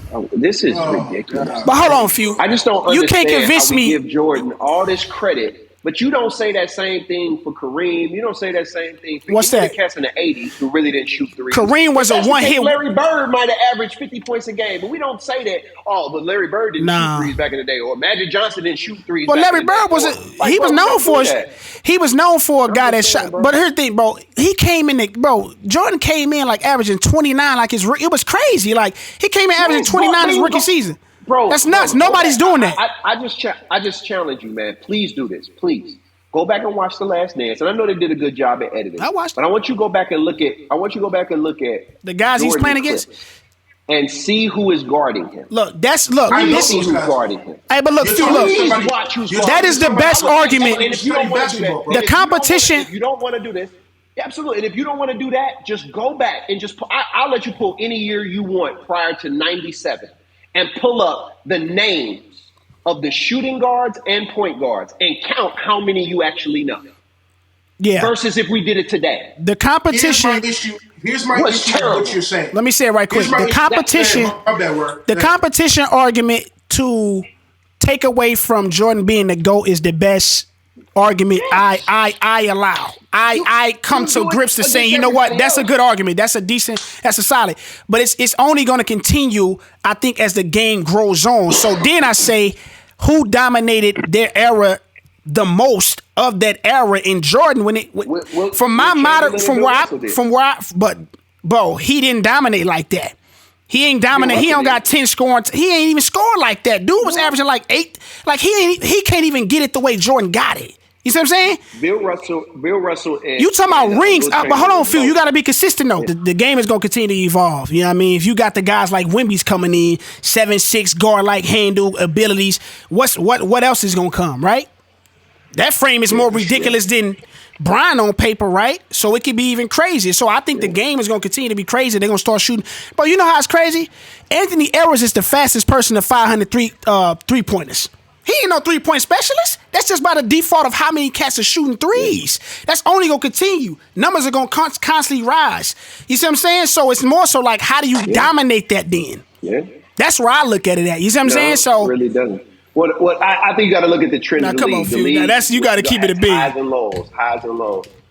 I am. I'm keeping it real. The 80s, if you even look at points per game, like the NBA in the 80s was more fast-paced. They were higher scoring. You notice that as soon as they had the expansion league, which is, hey, listen, I don't know how many listeners are on here, but when you do this, I want you to do me a favor when you're looking up Michael Jordan. I want you to notice a trend.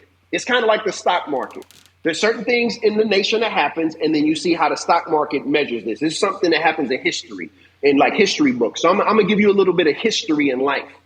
Go back and look at Michael Jordan's success and line it up next to the expansion league.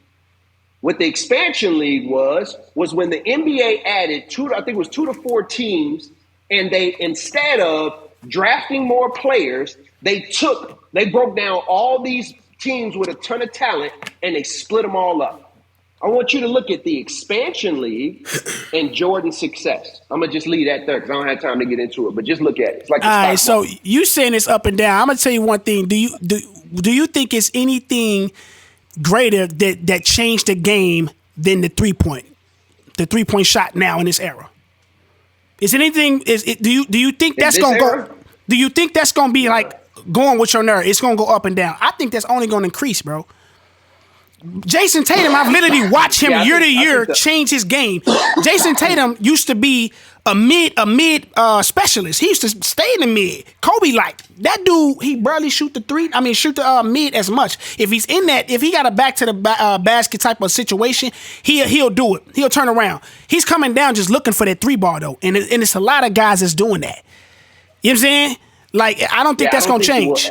I don't think we'll ever, from an athletic standpoint, go back to what we had earlier, like in the Jordan era and the Magic era and all that stuff, where you have all these unathletic people. Like Steve Kerr said it best. He said, I wouldn't make a team in this NBA, right? But he was one of the best shooters of all time, as far as like that era during that time.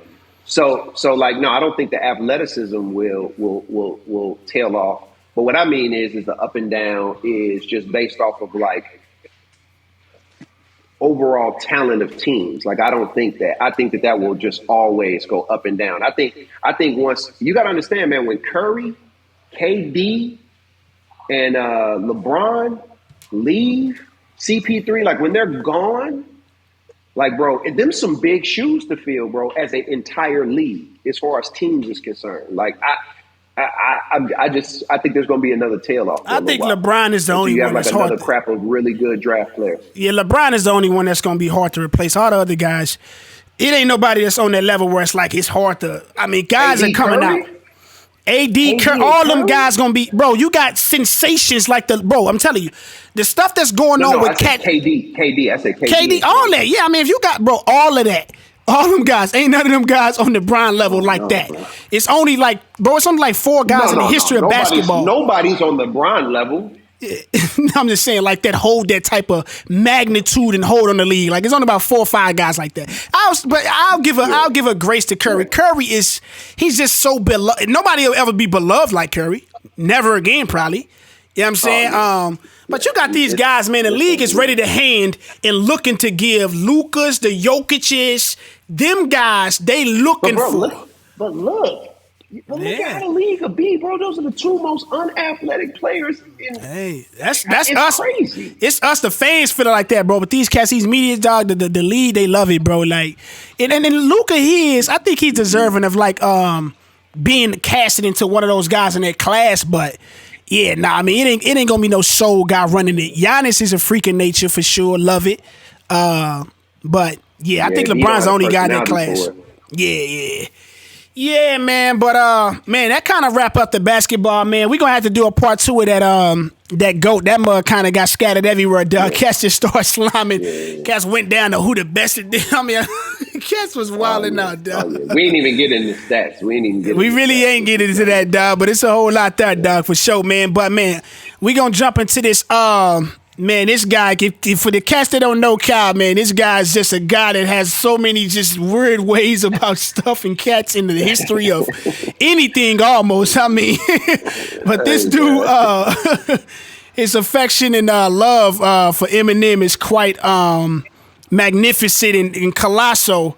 So I'm gonna just give the floor to you, man, and just kind of, this is no real direction of where you're gonna take it, but just take it where you feel you should take it and communicate what you feel you needs to communicate about your love for him, man. How do you feel? You think he's renowned a GOAT? What do you got?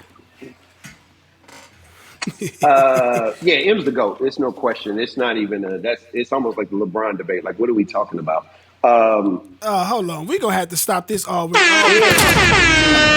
I gotta almost put anything in here. Hold on, bro. We gonna have to stop. Let's just get us over here. That solo, we can't solo him saying stuff like that. No. He talking about Eminem is not Eminem is not synonymous to LBJ in any aspect, bro. What are we talking about? In a way, he is, bro, because he's done it all, bro. Like, he can do everything your favorite rapper can do and better, most likely. Man, like, my favorite rapper is more than a rapper, so I know he can't do that. I'm just saying. He can simile them out of the deal. He can punchline them. He can story tell them. He can cadence them. Like, what can he do? And he gonna drop more hits. And cats can say what they want, man. I tell you right now, he ain't got no quotables for me. He don't got quotables. This dude, and the way he came up, was probably the most grimiest way to come up. I ain't talking about from a street standpoint, but I'm talking about most cats get found based off of doing shows or knowing the right person and get walked into a building. No, this dude straight became who he was off a white dude. That means the most underdog person in hip hop battling some of the best rappers on the streets. That's how he got known, for beating black people at their game, at the thing that they do best. I'm about to get out of here, dog. This is my stuff. Hey, Kenny. Stages. They paid their money. They threw their own events. I'm about to be out, bro. Everything that we have done to create a stage and platform for battle rap, he showed up and demolished them all. Period. And none of your favorite rappers can say, most of your favorite rappers can't say that they became famous based off of beating all the cats through battling. Most can't. And we're talking about actual rapping. And then came in the game and took it over, bro. I love what 50 Cent said. 50 Cent said, this is how I know Eminem is the greatest. He said, when a dude can rap about stuff that you don't even agree with, stuff that you can't even relate to, but you bump it like it's the jam. Yeah, bro. Bro, this dude had hits. You name me a better hit than Lose Yourself. I'll wait.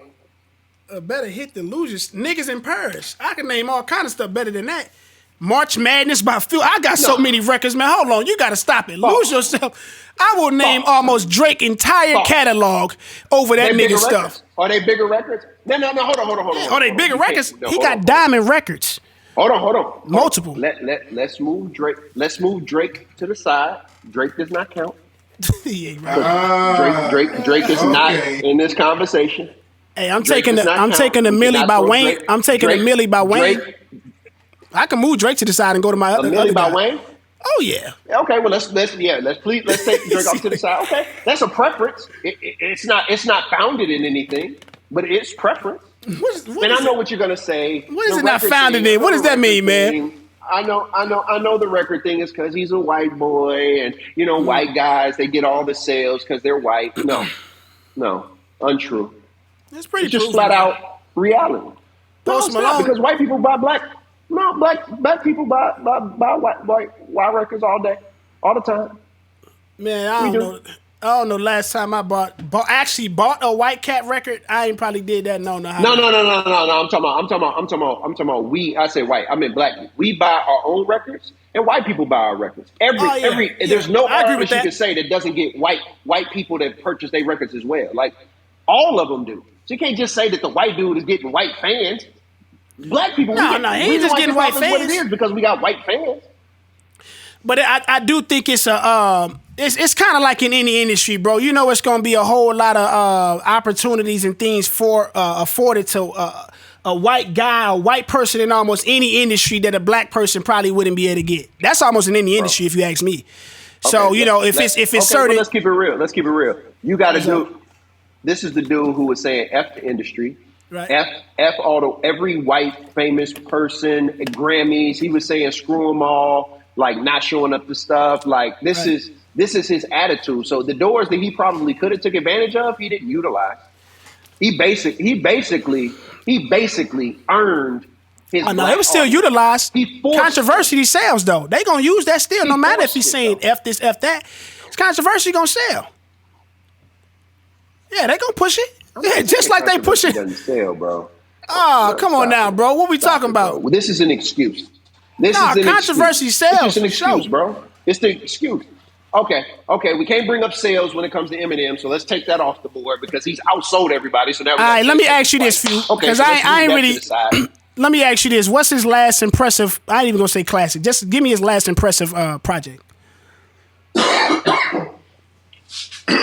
Impressive project. I feel like all those projects have been impressive. Only ones that I didn't really rock. Few about to get taken out. He playing now.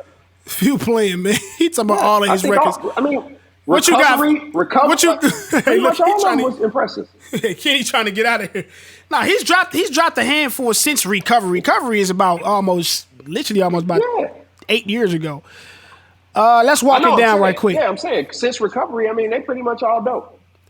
Bro, Recovery came out 12, 13 years ago, bruh. That's your last one. You thought that was dope. Every album that he's dropped. No, I said since Recovery, everything that he's dropped since then has pretty much been dope. I said before Recovery, like, so before his drug addiction, before he got sober, all like those last two, what was that, the Marshall Mathers show and all them was his drug albums, like all them that's when he had fell off. But after Recovery, everything since then has been dope. Now, they might not have, here's my issue. I will use the same argument that somebody would use about Kendrick, about Eminem albums. They might not have great replay value, but the reality is, if you go song by song based off of how he communicates, riding the beat, all that stuff, he's killing all those albums. Killing. Nah, hold on. We gonna get to Kendrick because I'm gonna name these albums right now. After Recovery, you got Marshall Mathers LP2. That's not a horrible album. It's an okay album. It just shouldn't have been named Marshall Mathers LP2. Revival let's was call it what it is. It was dope. Oh, no, it ain't dope. I just think it was an okay album, but it shouldn't have been called Marshall Mathers LP2. Revival was probably one of the most disgraceful records anybody in the music industry could ever drop. That mug, just off of how he got a song with Beyonce called Walk on Water that I just don't even know how he butchered to that degree. You remember that album, bro? That mug was almost unreal. It was a solid album, bro. It was a solid album to me. Oh, man. Nah, that mug is probably one of the worst rap albums of all time, bro. I ain't gonna cap. No, what? I ain't gonna cap You about better be that glad one. we don't have it. Okay. Go ahead. Okay, that's one. Yeah, that's we'll one. go. I give you one. Kamikaze was that was a cool album. If you want to say dope, you nice. can say that. That wasn't a cool. That was a nice album. He was getting street cred on Kamikaze. Everybody was snapping. The internet was going crazy. M back in his bag. What's going on? He made some waves with that one. He made some waves with that one. Okay. These last two albums, bro, I had no conversation about. Music to Be Murdered, I had no conversation about. I like one song on there with Juice WRLD, Godzilla. He had one song on there I thought was dope. Yeah, those last two to me, I don't even know if I really consider them albums. What you mean?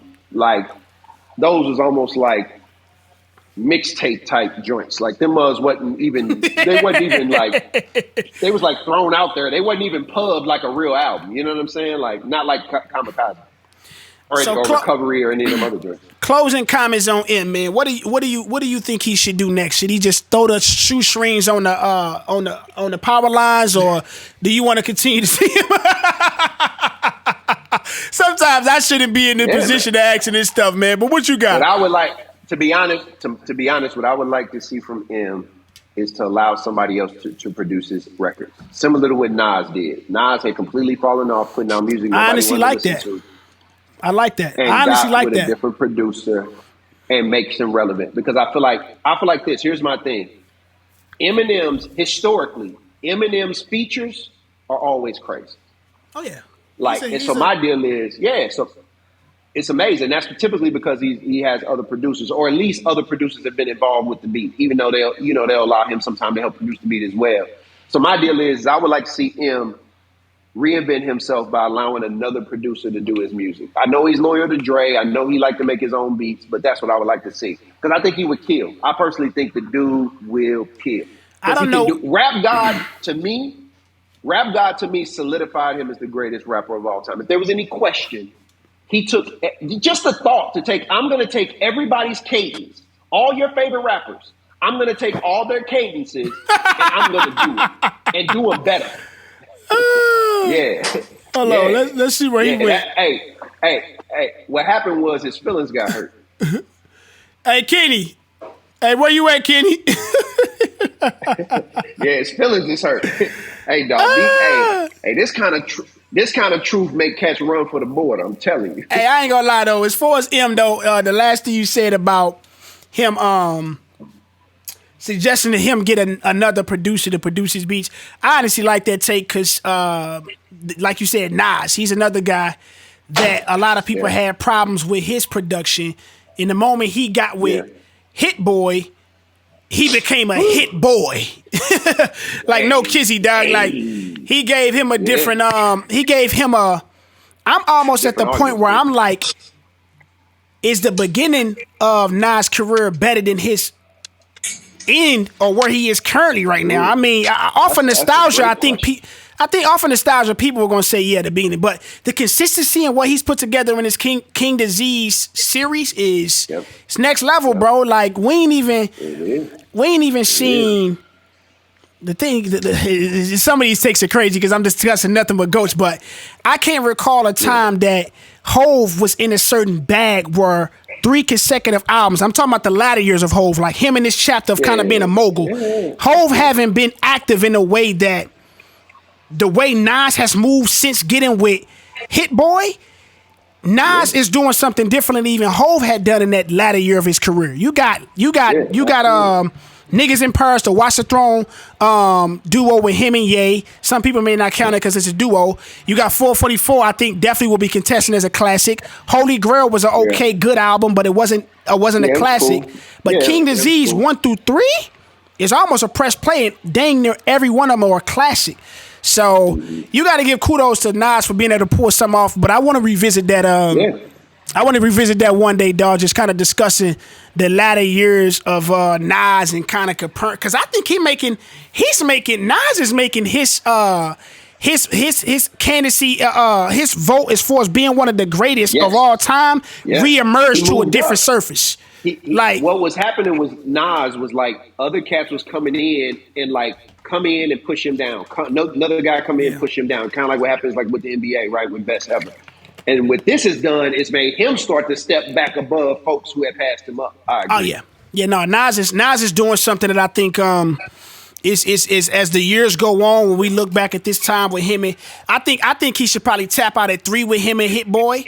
I don't think you could do it better than that because it's already hard to do 3 times. But it's gonna be interesting to see what's next though for him, man. But he's made some great reemergence with his career as of late, man, for sure, dog. But.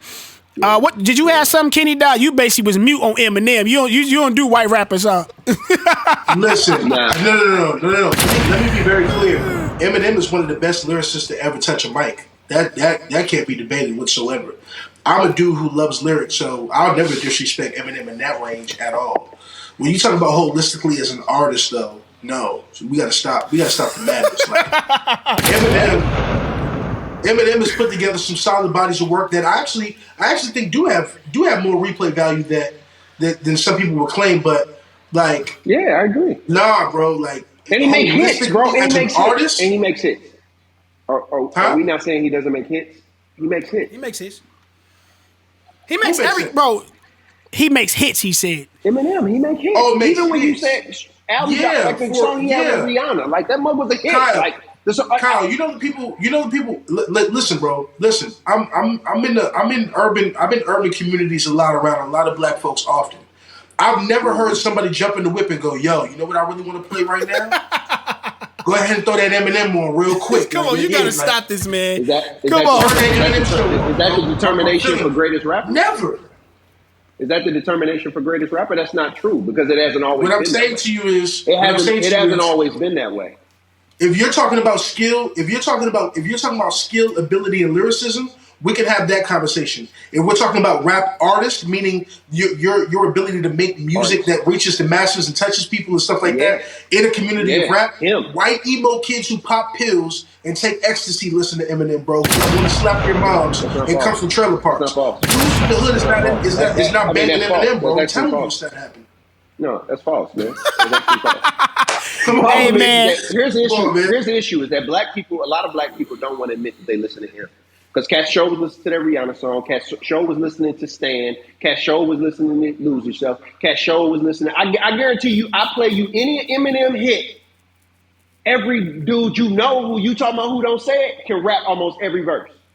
But hold on, few. If you only listening to the hits, or you actually really listening to the artist?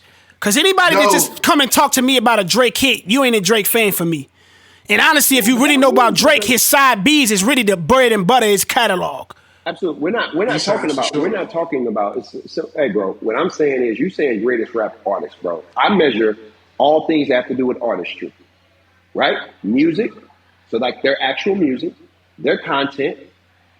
Can they rap? So like lyricism, cadences, punchlines, simile, all that stuff. Also measure sales. I also measure singles. Also measure can the person tell stories. Like those are the things that go into rapping. Hey, Few. LeBron. So Jay-Z. What about impact? Hey, Few. The bucket. What about impact, He checks all the influence? bucket. What about impact, influence, and longevity? I think he lacks in all of those. Impact, influence, and longevity. Yes. First off, he has longevity. That's just crazy. Longevity. He don't have longevity. Bro, but influence. I say it depends on what culture you're talking about. If you're talking about hip hop culture, culture. I feel like on the culture. That's what I ain't just saying. Culture. Oh, absolutely. Yeah. Absolutely. He impacted hip hop culture. Like he literally came up. Him identifying 50 Cent by itself impacted hip hop culture. Like that by itself he could just ether everybody just based off that one deal. But if you're just talking about his actual work, bro, like he ran rap for a certain amount of years, bro. Like I don't know why we're acting like this dude wasn't literally controlling hip hop from a standpoint that we had never seen before. Like I feel like he's never ran rap of any memory in my mind as a purist of hip hop. Young, bro. So what's his? So give me his peak right quick.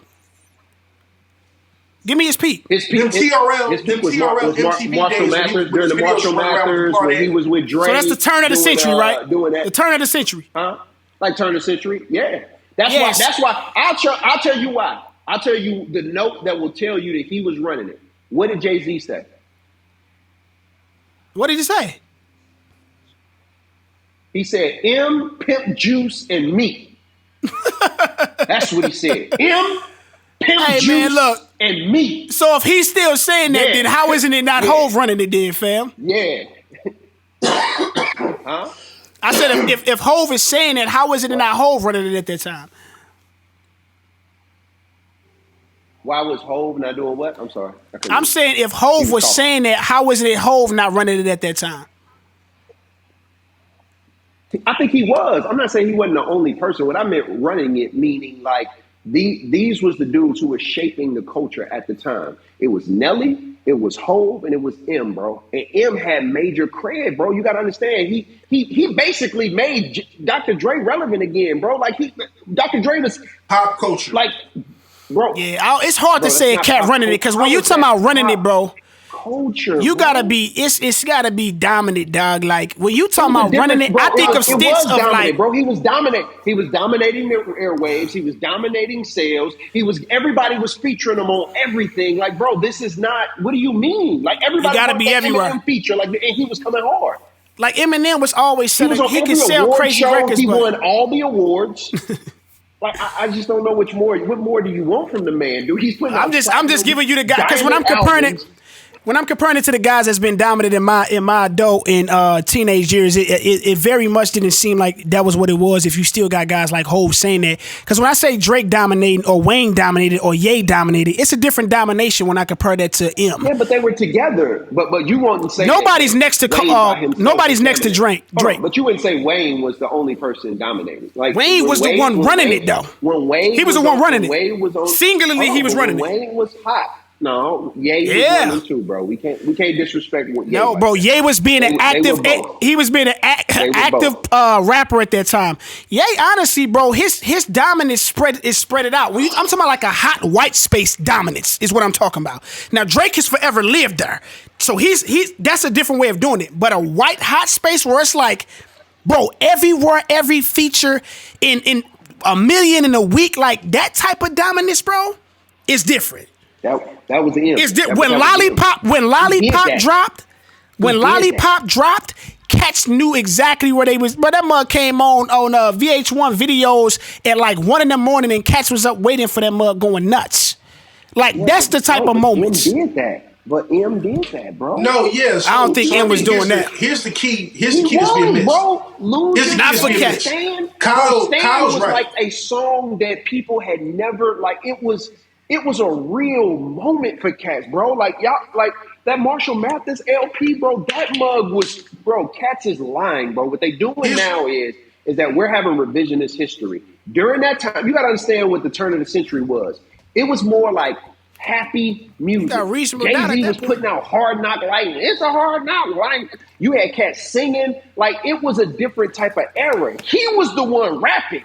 While other cats was singing, M was the one rapping, bro. Reasonable Doubt came out in 98. Bro, like That's a classic. Like, what And you mean he wasn't rapping? That wasn't on Reasonable. No, Reasonable Doubt. First off, Reasonable Doubt came out in '98 to Hard Knock. Hold on, I know, but Hard Knock Life made Reasonable Doubt a classic. So if you look at Reasonable Doubt sales, if you go back and look, but you said he wasn't rapping. I ain't talking about the sales. You said he wasn't rapping. He's rapping on Reasonable Doubt. No, I'm saying Reasonable. No, but nobody, bro. I never even heard of Reasonable Doubt, and I was a rap head. Like Reasonable Doubt was an underground record. Hard Knock Life blew up, which made people go back and listen to Reasonable Doubt, and Reasonable Doubt jumped up in its sales because of Hard Knock Life. Why? Because Jay-Z was on there singing, doing that song with Pimp C and all them. But the project, the overall project, he was rapping on that mug, though. Overall, he was rapping on that mug, though. He was, but that wasn't popular. What I'm saying is there was not a Reasonable Doubt records that were on the radio during that time. When the Reasonable Doubt came out, that mug got 0 radio play, 0. It was an underground record. That's what I'm saying. Like M turned the century in that whole lolly happy type of rap phase. M was the one rapping though. He was the one actually. Wait a minute. So look, hold on. Let's try to advance this conversation. So honestly, I don't think it's gonna be too many people that agree that he the GOAT. But the longevity of where I'm trying to compare him to his contemporaries of guys that's been around 15, 20 plus years. Jay-Z still can come back and do a God did verse, shake the world, stop some people worlds, and very much still be Grammy nominated. Where's that simulation and that example for M in 2023 now? Right? That doesn't exist for him. Where's that type of energy and momentum at? So that's why right now, though he did get nominated for a Grammy, 2 years ago? For what album? Singles, but if it's anything, bro, anything that's been nominated over the last 10 years coming from him ain't even worthy. We already know that. Y'all on my phone, so I can't look, but I think it was Kamikaze because he got invited to the Grammy. Yeah. I'm just saying though, like you got look, let me give you a couple moments. You got God did verse, right? Some people highly respected verse. What's free? Recent memory.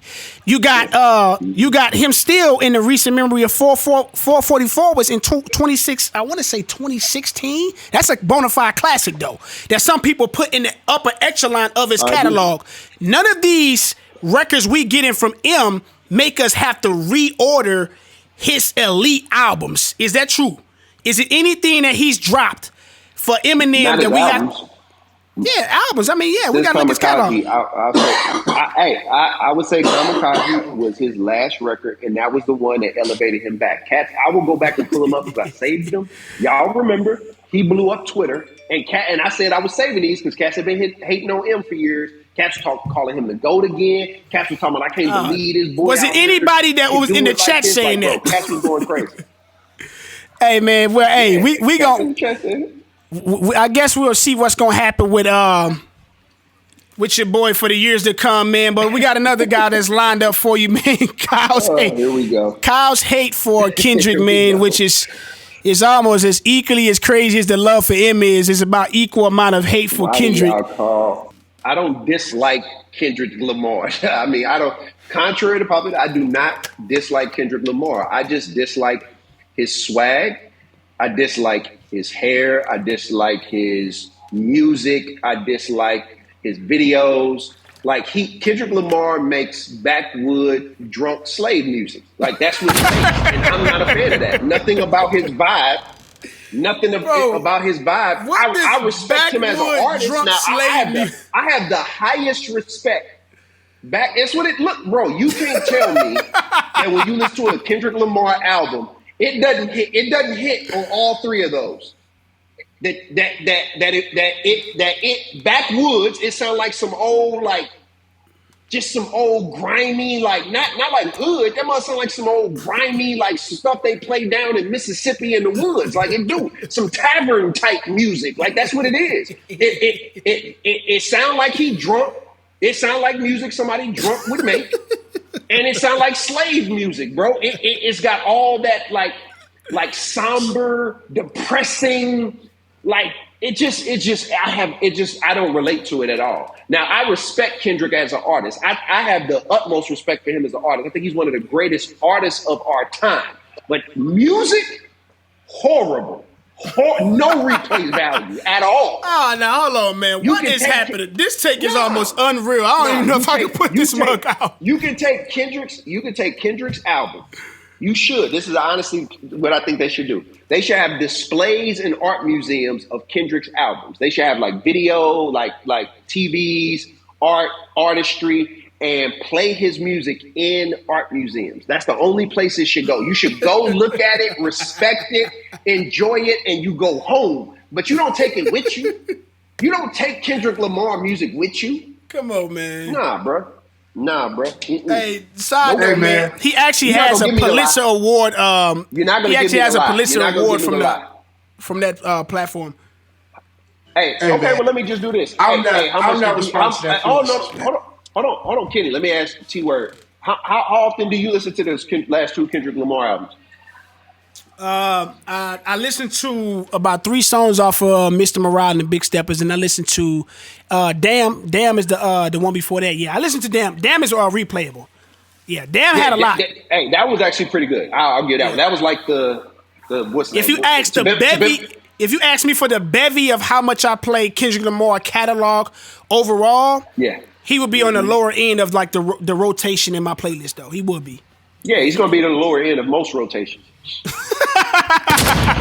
What you got for us, Kitty, man? Let's give you an ISO. It's been a minute, my G. What we rocking with? I'm not like even going to respond to a lot of the foolishness that this man said. Kenny Dog. He just got finished arguing for Eminem's catalog, but it's gonna act like Kendrick Lamar's catalog is so much worse than Eminem's catalog. Bro, nobody is in the cars talking about some just lose it.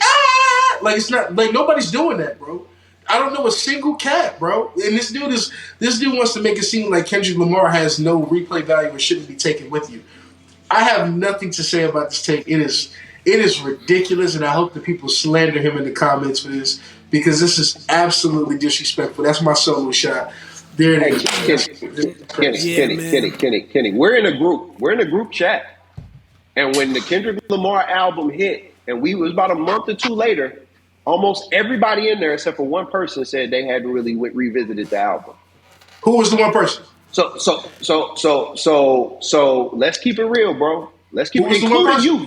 You was one of the people who said you hadn't really been listening to it. You was one of the people too. So my issue is bro, let's keep it real, because I feel like the Kendrick argument actually lines up with the Eminem argument. It's not heavy replay value, bro. But you still respect Kendrick, but you won't give him respect. Like, I have an issue with that. I feel like that's bias. Maybe it's racially biased. What say you?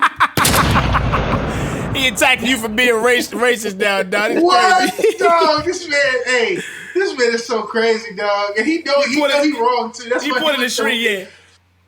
Get him out of here, He was totally a word that move. Not racially biased, not convincing the black man that he hating on the white man, bro. This is crazy. It's gonna be interesting, man. I'm trying to see how many conversations have we even had about Kendrick Lamar on this pod. There hasn't been many, and it's not a diss. That's not, I know cats. Well, Grammy's time, we had a pretty big conversation about him, because we knew he was going to win big. We did. We didn't air that one. Yeah, that's right. We did talk about him a lot, but we recapped it too. Yeah, we talked about him. Yeah. But it's gonna be interesting, man. But how high Billboard had him, you would expect him to be talked about in every conversation, all the time, every day, and he's just not, bro. He's not. Kendrick gets forgotten about a lot, and here's the reality. That's his own doing too. Yeah, that's his own doing. That's his own doing. If Kendrick was as active as somebody like Drake running around, it may be a runaway. Absolutely. War. I mean, but here's the thing, though. I always say everybody can't run that type of race, though. Like, it's hard to do what Drake is doing, to be consistently dropping year in, year out, every time, keep feeding us and us not to get tired and be like, go away. It's tough, bro. But I respect both lanes, Drake, dog. I do want to make one statement just here and now, in front of the world. Drake is the closest thing we have to MJ in my mind. Well, hold on, what was that? Drake is the closest thing to MJ that we have seen in my lifetime. This is my favorite podcast. This is gonna be this podcast is gonna have to be part 2, because this is We got to do this again. I mean, it's so much I can say. It's just a whole nother hour of worth of discussion. Hold on. All you gotta say is, am I capping? I just want to know how you feel. No, it's not. It's not much. I just think it's a little bit more complex than just that. You know, bro. You know, I'm people. not saying it's not complex. It's different. They're different. But I'm saying overall, what we've seen. As far as what somebody's doing in the music realm of their dominance, yes. Overall, yes, I'll give you that. Yes, for sure. Okay, thank you. Kenny? Yeah, but Chris Brown would be that guy if we saying in a different perspective. But we'll see. Chris Brown, we'll see. I like, you know what, Kenny? Hey, Kenny, you know what? I like that you said we'll see. Yeah, I like that. That lets me know. Up the door it's not a crazy statement, but I think we got to see. We'll see. I can live with that. I can't. Yeah, he just like CKK. This dude he want to be this dude crazy, dog. Like, I'm gonna flash this across the screen right quick, dog, and I need y'all thoughts just real quick on this last joint. Give me a second.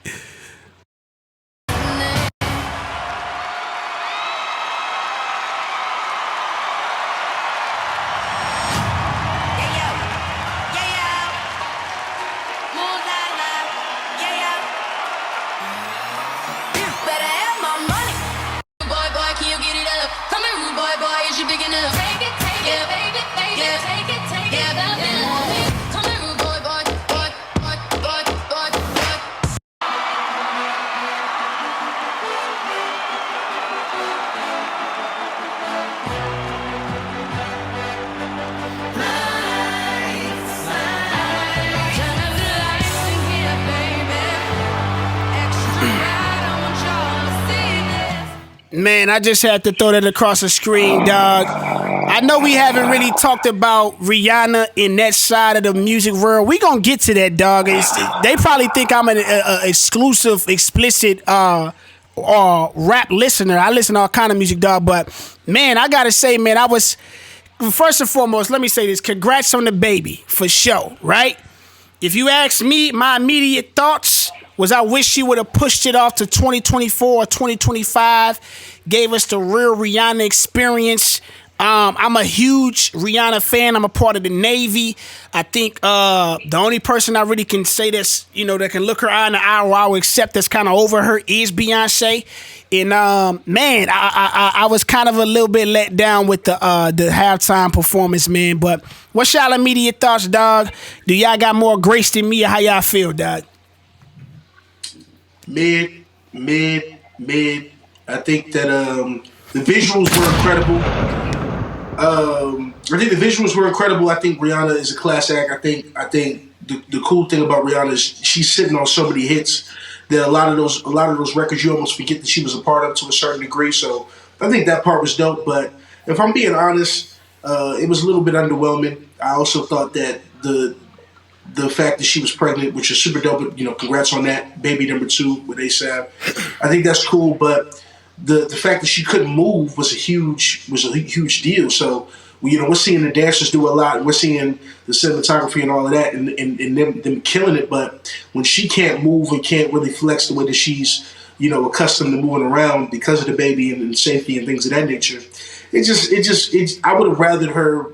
I don't want to say pull out, but maybe find a creative way to do it. But I feel like what we got was just overall underwhelming. Yeah. What you got, Phil? Yeah, that mug was weak. Super weak. And not for the reasons why. Cats ain't right how they do stuff, dog. Nah, that mug was weak. But not for the reasons you think. I think she was dope from the aspect of, like, being a mother and holding it down and putting on a performance like she put on, doing as much as she could do. But what I think was weak about it was, I feel like the moment they found out her situation, they should have made other arrangements. Because suspending a woman who pregnant 80 feet in the air, 100 feet in the air, to me was a bad look. I thought that was super weak. Like, I know ASAP Rocky looking at my wife, my child up on suspended up there with she had no harness on or nothing, bro. Like, and I don't know if y'all saw it, one of the dancers fell and almost fell off the side of that joint. She did have like a little joint attached to her back to the suit when she was up in the air. I ain't see nobody. You said somebody fell though? Yeah. One of the dancers fell and almost fell off the thing. Oh, no, I ain't see that at all. I saw it on a video today. Wow. So that I thought that was whack. But I knew why they was doing it. They were trying to do it to try to keep her for it not to look weird that she ain't dancing all over the place like she typically do. So if you got her up like that, she really can't move around. You know what I mean? I just think that was a weak way of going about it. You tried to fill the deal with a bunch of dancers. Like, I just thought that was horrible planning, horrible idea. They should have, if they was going to make her perform, they should have brought out every feature, Drake, Jay-Z, all of her features should have came. That was what I was going to say.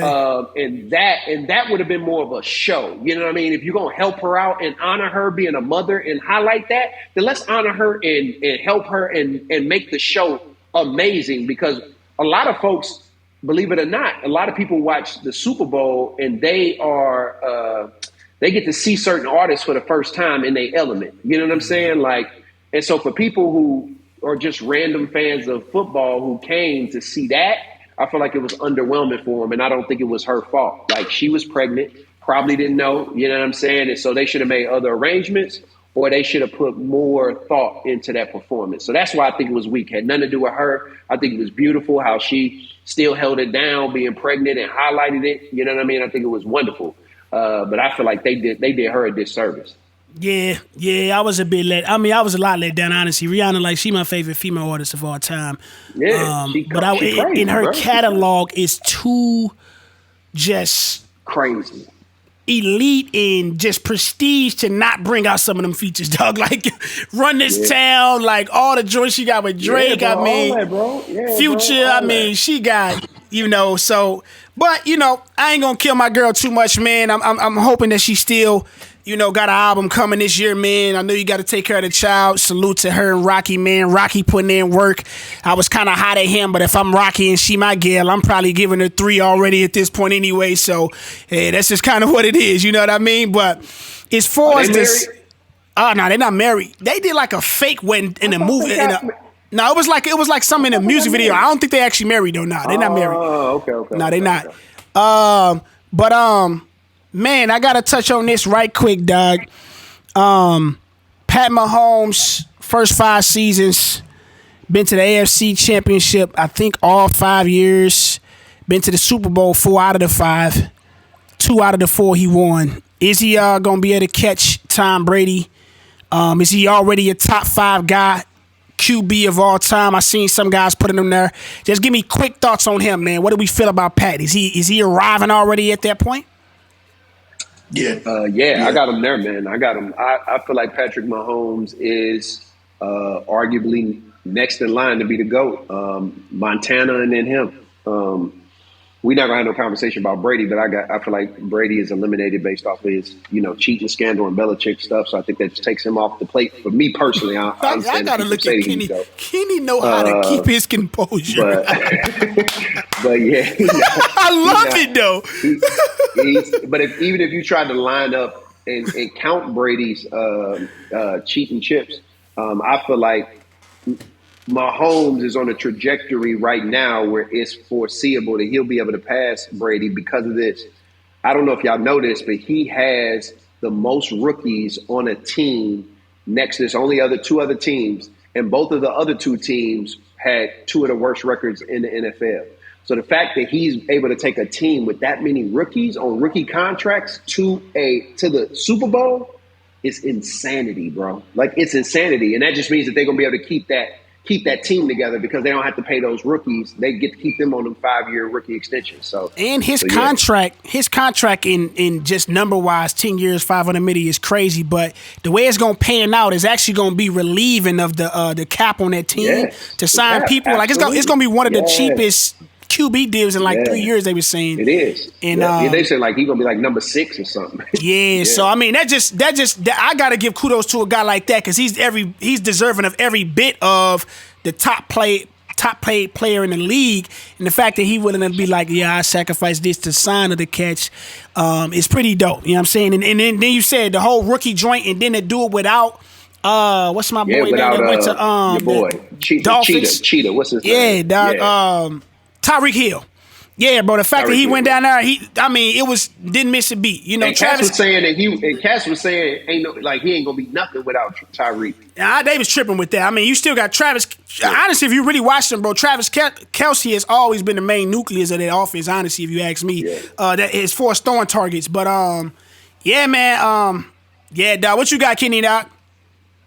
Yeah, I'm not even going to address the blasphemy from Kyle as it pertains to Tom Brady, the GOAT.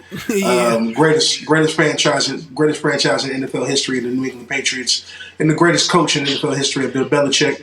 We're not going to debate that. It's too late. I got to go. But I will say that Pat Mahomes is easily top five at this point. If he would have died today, it would be Brady, Montana, and Mahomes at number 3. In his short period of time, 6 seasons, no one has really done what he's done as it pertains to 2 NFL MVPs, 2 Super Bowl championships, and 2 Super Bowl MVPs. Led the league in touchdowns, I believe, 3 out of those 6 years, or 3 out of those 6 years. And it's just continued to show a level of dominance that even hasn't even been seen by Brady in his first 6 years. And so, with that being the case, I expect Mahomes to maybe not catch Brady in championships because it's hard to get 7 in the NFL. Yeah. But I expect Mahomes, when it's all said and done, barring health, to probably be the greatest quarterback of all time.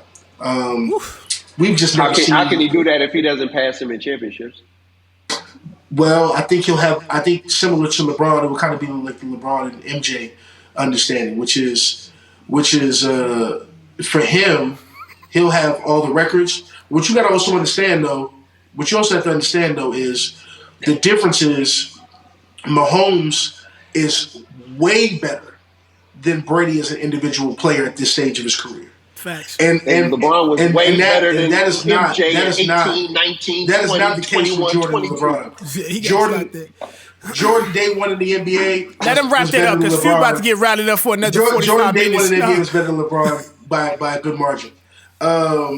So with that being the case, yeah, Pat Mahomes has both on the side. History, longevity, peak. He has it all, actually. The only thing he may not... The only argument for Brady will probably be championships, which is crazy to say because Tom Brady is Tom Brady. Tom Brady still got a whole lot of other records, too. And I will say this, too. Mahomes may not have longevity because Tom Brady played 20 NFL seasons, but we'll see. But the NFL is tailored, especially the AFC, is tailored for Pat Mahomes to have a very, very long run. And unless he either gets injured or something happens to that degree, he'll be competing with Brady for the rest of his life for best quarterback. Yeah, I was gonna say I don't think he gonna catch Brady in chips, but I don't think Pat Mahomes level of talent and his abilities is gonna really require him to play 20 years to catch the GOAT title. I think he'd be able to acquire that quicker because, like you said, is you going year by year and where he is right now, like he's far more like advanced than where Brady was at this stage in career than Brady was at that point. So he's already done it with different rosters, man. But shout out to Jalen Hurts. I know Pat Mahomes is Pat Mahomes, but he definitely played. He pretty much almost did what he's supposed to do. It just came down to the defense. He played well. He stood tall in the post conference, and I don't really have too much of anything on Jalen Hurts other than what I've seen from him this year. Kind of know a little bit of his story when they go back to Alabama with him and Tua Tagovailoa coming in and all that. But he's I know from what I've been hearing is that he's turned a corner quicker than most quarterbacks that's his style has ever been. Like him being not a real thrower, much a runner. So shout out to him. I know it's going to be pretty much forgotten because it's going to be all about the greatness of Pat, but he looks like he could be one of them guys. Somebody said he's actually what Dak is supposed to be, but he's better. You know what I'm saying? So yeah, man. Yeah. And closing comments for us, man. Anything you want to shout out your socials, let cats know where to get you at and what you got coming, if anything. Oh yeah. Kyle _Tory. Yeah, man. I ain't really got a whole lot coming, man. You know, obviously you can check out any of my old music under Tory Starks. I do some acting. I'm part of a web series called Cling on YouTube. It's got 3 seasons, so you can check that mug out. Yeah, man, I just love art, man. Art is, I feel like, man, one of the greatest ways to express yourself creatively in general. It's great for the mind, great for the heart, man. And man, I love God. That's it. That's all Yes, I got. sir. Kenny G, my G. How you feeling, Doc? What's popping down there, man? I know you probably finna buy a Kyrie Irving jersey. I know. Nah, man. Yeah. Last closing remarks, man. For those who've been asking, Matt Black Podcast is on the way. We're getting ready to start the new season next month. So we're getting ready to get that popping. Go tap in with that. Got some artist interviews and stuff like that going in. And obviously, man, we're going to keep walking with the Word of Clarity podcast. I've been really enjoying myself here, man. So y'all go tap in. Follow me at Kenny Klarity on all social media platforms, Klarity with a K. And keep tapping in with the podcast, man. The Word of Clarity, man, on all platforms. Like, comment, subscribe. Let's make sure we run it up, man. Let people know what we got going on. So, you know, it's the same jargon every time, man. Go get to work. Yeah, man. Feels good, dog. I really enjoy having these cats here today, man, for everybody watching. Man, make sure y'all hit the comment section. Get in there, man. Leave us some comments. Man, as far as me, you know, I got a few things coming. As far as music videos dropping this week. As far as podcasts, hey, other podcasts, Damage Control, we got some nice guests coming up there too, man. And man, I definitely gotta put out the email for we can really get some cats in here that watch this mug to debate. You know what I'm saying? I think few man, they probably I the first time I called this cat Few, bro. But yeah, this cat Kyle, bro. He probably be a often face y'all to see on her, man. Some of these cats that'll be on her, it's an extension of a group chat we got, man. And this is kind of what it is on the daily, dog. Cats get it in. So postseason coming up. I know it's gonna be interesting, man. Hey, what's up with Brian, dog? How come he don't do that 0 Dark 30 no more, man? Where he just get up off the internet and, you know what I'm saying? I really missed that version of Brian, dog. He been in Cancun. He been in LA. That's why you go to Hollywood, you can't get off the internet, boy. Too many business deals. He chilling. He kicking it, bro. I honestly think LeBron, and I honestly believe this. I think he actually believes that he's the greatest basketball player of all time and he has nothing else to prove, which I actually don't like because I want him to continue to grind, and I think he got an opportunity to win another chip, maybe 2. But I actually think he's taking his foot off the gas a little bit. I think he actually thinks he's done enough. Yeah, we gonna wrap it up, fellas, man. Appreciate my G, Kyle Tory, coming in the building. Like I said, man, he'll definitely probably be a frequent face you guys will see. Shout out to my boy Kenny G, man, from the Word of Clarity. It's your boy from the Word of Clarity podcast. Make sure y'all like this video, hit the subscribe button. You know what time it is, man. We out of here. Yee.